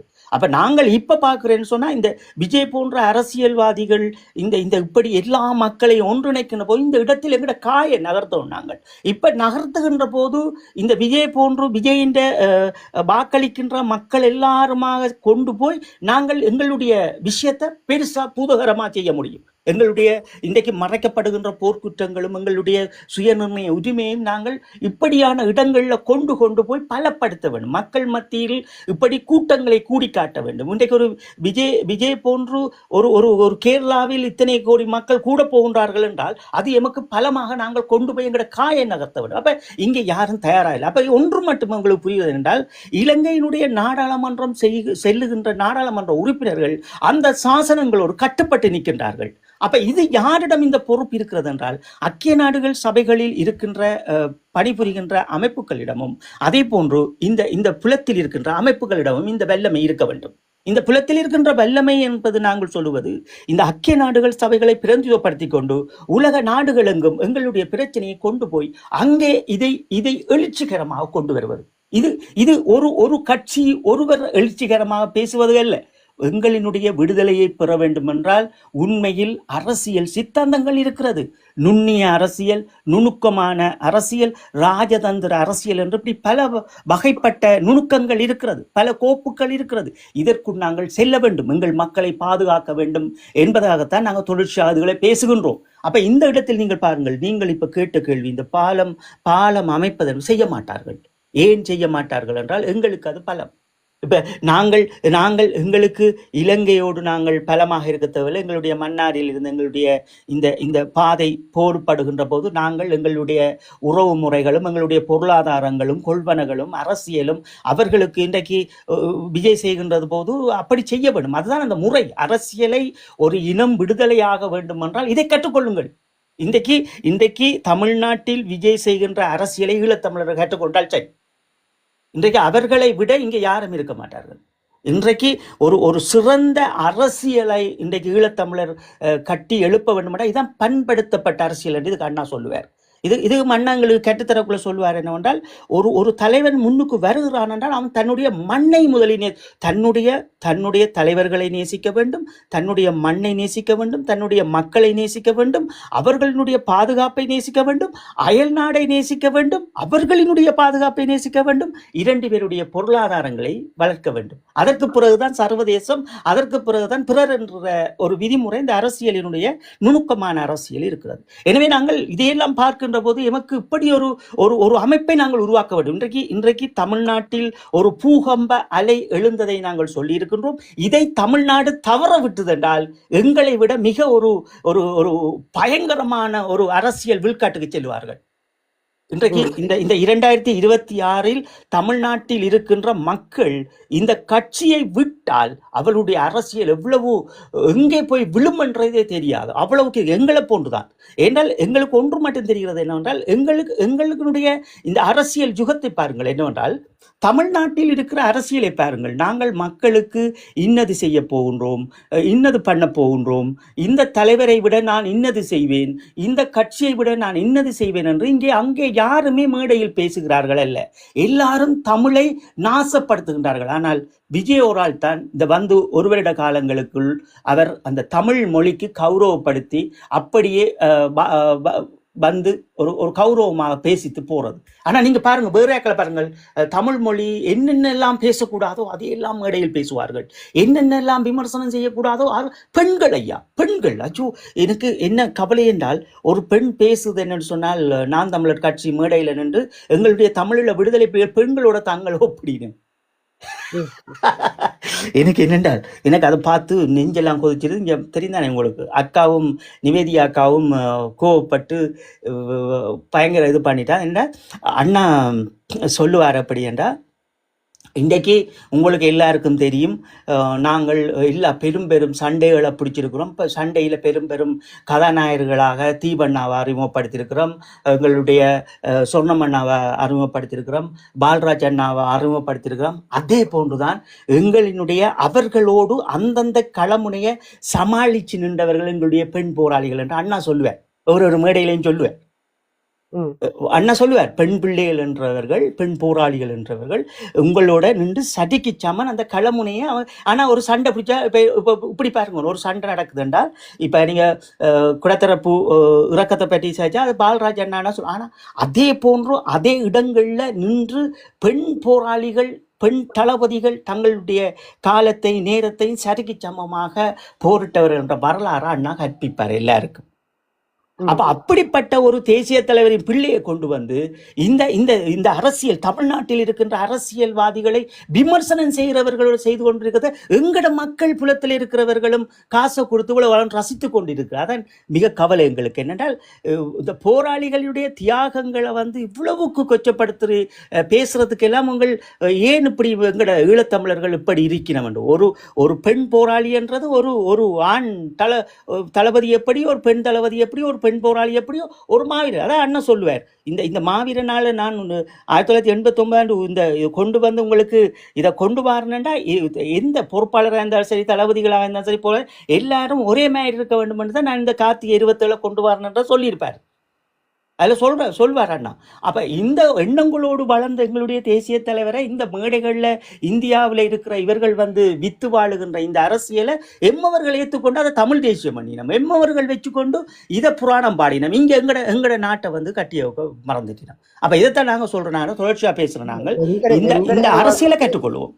எங்களே எங்களோட தேச தலைவரையும், எங்களோட பொட்டமனையும், எங்களோட தளபதிகளையும், எங்களோட தளபதி துணைவிமாரையும் ஒரு மேல திட்டுற இப்படி தமிழ்நாட்டு வாயில வட மாஸ்டர்களை தங்கள் தலைவர்களை ஏற்று ஐநாவில் செலவழிக்க வேண்டிய நிதியை அங்க தமிழ்நாட்டில் கொண்டு போய் செலவழிக்கணும் என்றால், எங்கட ஈழத்தமிழர் இப்ப இருக்கிற ஈழத்தமிழர் போன்ற முட்டாள் வேற ஒரு இனத்திலையும் இல்லையன்றதான் நிதர்சனமான ஒரு உண்மையான ஒரு படியம். என்ன சரி, அப்ப நாங்கள் பல விஷயம் பேசிட்டோம். நாங்கள் தொடர்ச்சியா அண்ணா அவர்கள் கற்றுத்தந்த ஒவ்வொரு விடயங்களை நாங்கள் பேசிக்கொண்டிருக்கிறோம். அதுக்குள்ள இருக்கிற விடயங்களையும் தொடர்ச்சியா பேசியிருக்கிறோம். இன்றைக்கு நடக்கிற இலங்கையில நடக்கிற பிரச்சனையும், எங்களுடைய தமிழீழத்தில் நடக்கிற பிரச்சனையும் நாங்கள் தொடர்ச்சியா பேசியிருக்கிறோம். உடனே நீங்க அதை சரி செய்யுங்க, ஒரு எழுச்சியை கொண்டு வாங்க. இறுதியா ஒரு விடயம் இப்ப ஏமன்ல நேற்று ஒரு அனர்த்தம் நடந்திருந்துச்சு. ஒரு இளைஞன் 2 வருஷம் ஜேர்மனுக்கு வந்து இந்த அகதி எங்கட நான் வேறு செய்கிற அகதி முகாமில் அப்படிப்பட்ட ஒரு அகதி ஜேர்மனில் இருக்கிற ஒரு அகதி முகாமில் இருந்த ஒரு இளைஞன் வந்து தற்கொலை செய்திருக்கிறார். இதுக்கு என்ன காரணம்னு நாங்கள் பார்த்தோம்னா, நேற்று வந்து எங்கள் இதில் ஒருவர் வந்திருக்கிறார். அவரோட கதைக்கும்போது அவர் என்னட்ட சொல்லி அழுகிறார். விம்மி விம்மி அழுகிறார். என்னென்னா 90 லட்சமா இங்கே அங்கே வர்றதுக்கு அங்கே 90 லட்சம் வந்து தண்ட மனைவியின நகை இதுகள் எல்லாம் கொடுத்து வட்டிக்கு காசு வாங்கி இங்கே வந்திருக்கிறார். என்னத்துக்குன்னா இங்கே எங்கட மக்கள் காட்டுற படம் வெளிநாட்டில் இருந்து போய் வந்து இங்கே பேங்கல்ல கடன் எடுத்து அங்கே போய் வந்து இங்கே ஏதோ மரங்களில் வந்து படம் முளைக்கிற மாதிரி அங்கே இருக்கிற மக்களுக்கு வந்து இவர்கள் படம் காட்டு அவர்கள் நிற்கிறார்கள். இங்கே வந்தால் வெளிநாட்டுக்கு வந்தால் பணம் சம்பாதிச்சு இதெல்லாம் உண்டு. அது வந்து இப்போ வந்து நடக்கிற காரியம் இல்லை. ஏனென்றால் உங்களுக்கு முதலாவது விடயம் வந்து ஈழத்தமிழருக்கான அசூல் வந்து கிடைக்கிறது மிக மிக அரிது. இப்போ இந்த வெளிநாடுகளில் வந்து உங்களுக்கான அசூல் அக்செப்ட் பண்ணுறது வந்து இந்த வருஷம் போன வருஷங்கள்ல இருந்து மிக குறைவு. அதோட வந்து நீங்கள் செலவழிக்கிறது இது வந்து நீங்கள் இங்கே வந்தோட உங்களால் வேலை செய்ய முடியாது. உங்களுக்கு விசா இருந்தால் தான் நீங்கள் வேலை செய்ய முடியும். விசா இல்லாத போது வேலை செய்ய முடியாது. அதோட வந்து அவர் குளிராகி வருத்தம் வந்து இப்போ வந்து என்ன செய்யறன்னு தெரியாமல் ஒரு சாப்பாடும் தண்ணியும் சாப்பாடும் இதெல்லாம் வந்து அவர் விரக்தியில இருக்கு, மன அழுத்தத்தில் இருக்கிறாரு. இப்படி வந்து எத்தனை பேர் எங்கட இதுக்குள்ள இப்படி என்றா எல்லா முகாங்களையும் இப்படி வந்து பல பேர் இருப்போம். ஏமன்லியா இது பிரான்ஸ்ல, இத்தாலியில, லண்டன்லேருந்து இப்போ எல்லா பக்கத்துலேயும் வந்து இப்படியான இளைஞர்கள் இருப்பிடமே உழைக்கணும் பண்ணுறது. இங்கே இருக்கிற மக்கள் வந்து இதன்ற இதில் வந்து படத்தில் வந்து நம்பி இதண்டு இங்கே வந்தால் ஈஸியாக வந்து பணம் சம்பாதிக்கிற ஒரு நப்பாசையில் வந்து வருகிறார்கள். வந்து நேற்று வந்து விம்மி விம்மி அழுகிறார். ஏனென்றால் என்னத்துக்காண்டி அழுகிறார் என்றால் பிள்ளை தன்னை மனசி பிள்ளையெல்லாம் சொன்னார்கள் போவேன்னா வந்து தான் வந்து அதெல்லாம் சொல்லலாம் கேட்காமல் வந்து வந்துட்டேன். இப்போ திருப்பி போகணும் போல இருக்குது. ஆனால் மாதந்தோறும் 60,000 வட்டி காசு மட்டும் 60,000 கட்டி கொண்டு இருக்கணும். அதை எப்படி கட்ட போகிறோம் இது என்ன போகிறேன்னு அந்த ஒன்றும் தெரியாமல் சாப்பாடும் உணவையும் இதண்டு அவரை பேருந்து நேற்று பாத்ரூம் கூட போகாமல் இருந்தார். நேற்று வந்து நான் இதண்டு அவரை பாத்ரூம் போவிட்டு பேருந்து வந்து இருத்தி சாப்பாடு இதெல்லாம் விட்டுட்டு தான் இதன் இன்றைக்கும் நைட் வேலையால் இப்போ வந்து இது படுத்திருக்கிறேன். அங்கேருந்து ஃபோன் வருது டிரான்ஸ்லேட் பண்ணுறதுக்காண்டி. இப்போ அவருக்கு டாக்டர்கிட்ட டிரான்ஸ்லேட் பண்ணிட்டு தான் அதுக்கு பிறகு தான் ஒளிம்பினதன். அப்படி எங்களோட மக்களுடைய நிலை இங்கே இருக்குது. 90 லட்சத்தை பார்த்தீங்கன்னா அங்கேயே வந்து ஒரு ஒழுங்கான வாழ்க்கையை நடத்த முடியும். இப்போ வந்து எனக்கு கேள்வி, அனுர அரசாங்கம் நல்ல ஆட்சி, அதுவும் சாவச்சேரியில இருந்து வந்திருக்காரு. சாவச்சேரியில யார் அவர்கள் வாக்கு போட்டு வச்சிருக்கிறோம். அப்படிப்பட்ட ஒரு இடத்துல இருந்து வெறார் என்றால் அங்க வந்து நல்ல ஆட்சி இல்லைன்னு தானே அர்த்தம். ஆறாவது போய் இந்திய இராணுவத்தை சந்திப்பாங்களா? 644 போராளிகளை மறந்தவன், ஒரு சின்ன சின்ன இளம் பிள்ளைகளுடைய மானவங்கத்தை இது பண்ணவங்க, யாழ்ப்பாணத்தினுடைய பல கொலைக்களங்களும் எங்களுடைய வைத்தியசாலையினுடைய அந்த இழப்புகளையும் பார்த்து இவங்களையெல்லாம் கண்ணிலே காட்ட மாட்டாங்கல்ல. ஒரு இந்திய இராணுவத்தை எங்களுடைய தேசத்திலேயே ஒரு ஈழத்தமிழன் கண்ணால பார்க்க மாட்டான். எத்தனை பெண்கள், எத்தனை வயதான பெண்களையே இவ்வளவு மானவங்கப்படுத்தின ஒரு அயோக்கிய கூட்டம். இதுகளுக்கு மேலே நாங்கள் போர்க்குற்றம் தான் வச்சிருக்கிறோம். இது முதல் இந்தியாவும் இலங்கையும் பதில் சொல்லியே தீரணும் எங்களுக்கு. இதுல என்ன இதுவரையுமே வந்து அனுர அரசாங்கம் வடக்கு கிழக்கு ஈழத்தமிழருக்கு இந்த ஆமி நிப்பாணும். 6ல் ஒருவன் வந்து ஆமி, அந்த ஆமி கூட வந்து மக்களுக்கு உதவி செய்யாம தான் நின்றவன். திருவண்ணாமலையில சிங்கள மக்களுக்கு உதவி செய்யறான். ஆனால் வடக்கு கிழக்குல தமிழ பிரதேசத்துல ஆமி வந்து ரங்கி தானே. அதுலேயும் வந்து தன் ஆமி கேம்ப்ல மூவி இறந்த ஆமிக்கு வந்து ஒரு எம்பி, தமிழ் எம்பி வந்து எங்களோட வீட்டுக்காட்சி எம்பி ஒரு ஆள் வந்து பார்லமெண்ட்ல வந்து தங்களை எதிரியை சொல்லி கொண்டு தாங்கள் அவருக்கு வீர வணக்கம் அஞ்சலி செலுத்துறோம்னு சொல்லி உருட்டுற மக்களை காப்பாற்றி இறந்த வீரர் என்று சொல்லி இதன் 5 பேர் இறந்த சொல்லி உருட்டினான். அதுக்கு வந்து போஸ்ட் ரொட்டி யாழ்ப்பாணத்தை எல்லாம் போஸ்ட் ரொட்டி இதன் அடிச்சு வச்சிருக்கிறோம். நினைக்க என்ன மனப்பாங்க என்னவா இருக்குது.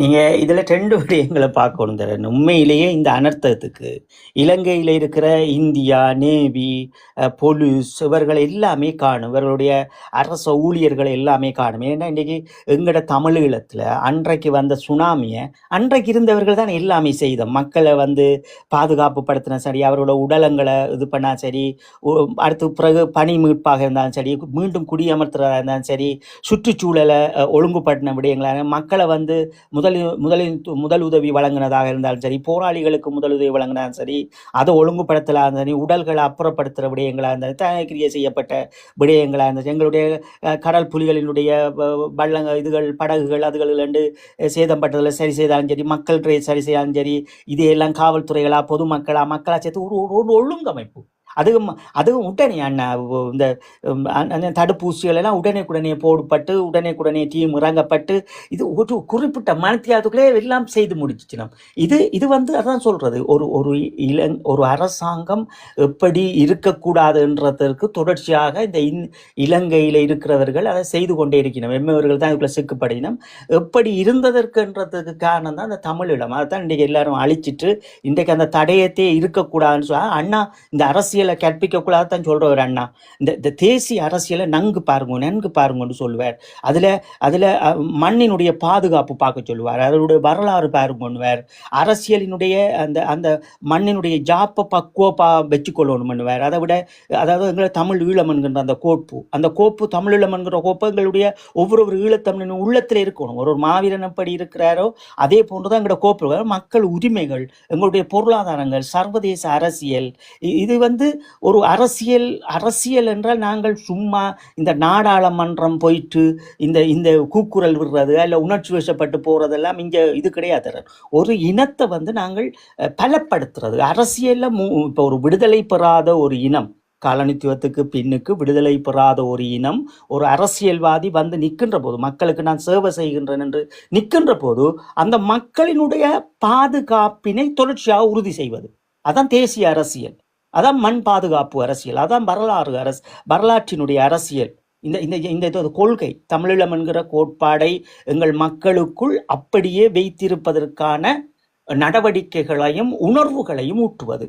அதற்கு இது என்னென்றால் இன்றைக்கு இந்த அரசியல் என்றது விற்பனையாக்கப்பட்டிருக்குது. இப்ப தமிழ்நாடு மாதிரி இந்த அநாகரிகம் போன்ற மேடைகளில் இன்றைக்கு பாருங்க, அந்த பாய்ச்சண்டையாகவே இருக்கும். ஆனால் பின்னுக்கு எங்களோட தலைவரோட கொள்கைகளும் சொல்லுவினம். இது எங்கட மக்களை ஏற்கிறது போன்றுதான் இன்றைக்கு எங்கட மண்ணிலையும் இது நடைபெற்றிருக்கு.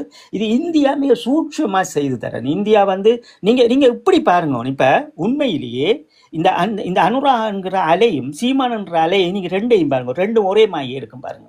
நீங்க ஒற்று வித்தியாசம் கூட பார்க்கலாது. அந்த பரப்புரை பாருங்க, சீமான் என்ற பரப்புரை தேசிய தலைவர் மாவீரர்கள் ஈழம் கொலை என்றது மட்டும் சொல்லும். ஆனால் சர்வதேசத்தில் இருக்கிற எங்களுடைய இந்த போர்க்குற்றத்துக்கும் எங்களுடைய சுயநிர்ணய உரிமைக்கும் எதுவுமே செய்யாது. அதே போன்றுதான் இங்கே அனுராவும் ஈழத்தமிழர்களினுடைய ஒரு தலைவராகவும் தேசிய தலைவருக்கு நிகராகவும் நல்லவர் என்று சொன்னா எதுவுமே இந்த வடக்கு கிழக்கு நடந்தது கிடையாது. அப்ப இது ரெண்டும் பார்க்கக்குள்ள உங்களுக்கு தெரியும் என்னண்டா, இது சூட்சும அரசியல். அதனால நான் இது மாதிரி நான் இதான் இவ்வளவு நாளும் யார் தமிழர் ஈழத்தமிழர் இந்தியாவில் போய் கேட்டுக்கொண்டு கடைசியா அவர்கள் பெத்து போட்ட யார் தமிழர் சிங்கள இனவாதி அனுராவா இருக்கிற போஸ்டர் நான் போட்டிருந்தேன். என்ன அப்ப அதான் இது திட்டமிட்டு இந்த ஈழத்தமிழர்களினுடைய இந்த கருத்தாடல்கள், ஈழத்தமிழர்களுக்குள் இந்த கருத்தாடல்களை விதைப்பது, நடக்காத விடயத்தை நடந்ததாக கொண்டு வந்து இந்த இலட்சியங்களை துடைப்பது. அதான் இந்த 16 ஆண்டுகளை சிக்கப்படும். இவ்வளவு இங்கேயெல்லாம் நாங்கள் இந்த சிலை பொறிமுறைக்கு தரேன். இந்த சிலை பொறிமுறையை நாங்கள் கையாளுகின்ற போது எங்களுக்கு எவ்வளவோ விடயம் இங்கே நடந்திருக்க வேணும். ஆனா ஏன் நடக்கல் என்று நாங்கள் பிறகு ஆய்வுகளை செய்கிற போதுதான் தெரிகிறதுனா, எங்கட மக்கள் எல்லாருமே போய் சிக்கப்பட்டுட்டீங்க. எங்கட மக்கள் எல்லாருமே இதுக்குள்ள வரியினம் இல்லை, ஒரு அவநம்பிக்கையோட இருக்கணும். அப்ப அதனால தான் நாங்கள் மிக இறுக்கமாக சொல்றோம், நாங்கள் அவநம்பிக்கை கொள்ளாதீங்கோ, நாங்கள் எங்களுக்கு வேற வழி இல்லை, நாங்கள் எங்களை பாதுகாத்து கொள்ள வேண்டும் என்று சொன்னாங்க. சரி, வந்தவருக்கு வாய்ப்பு.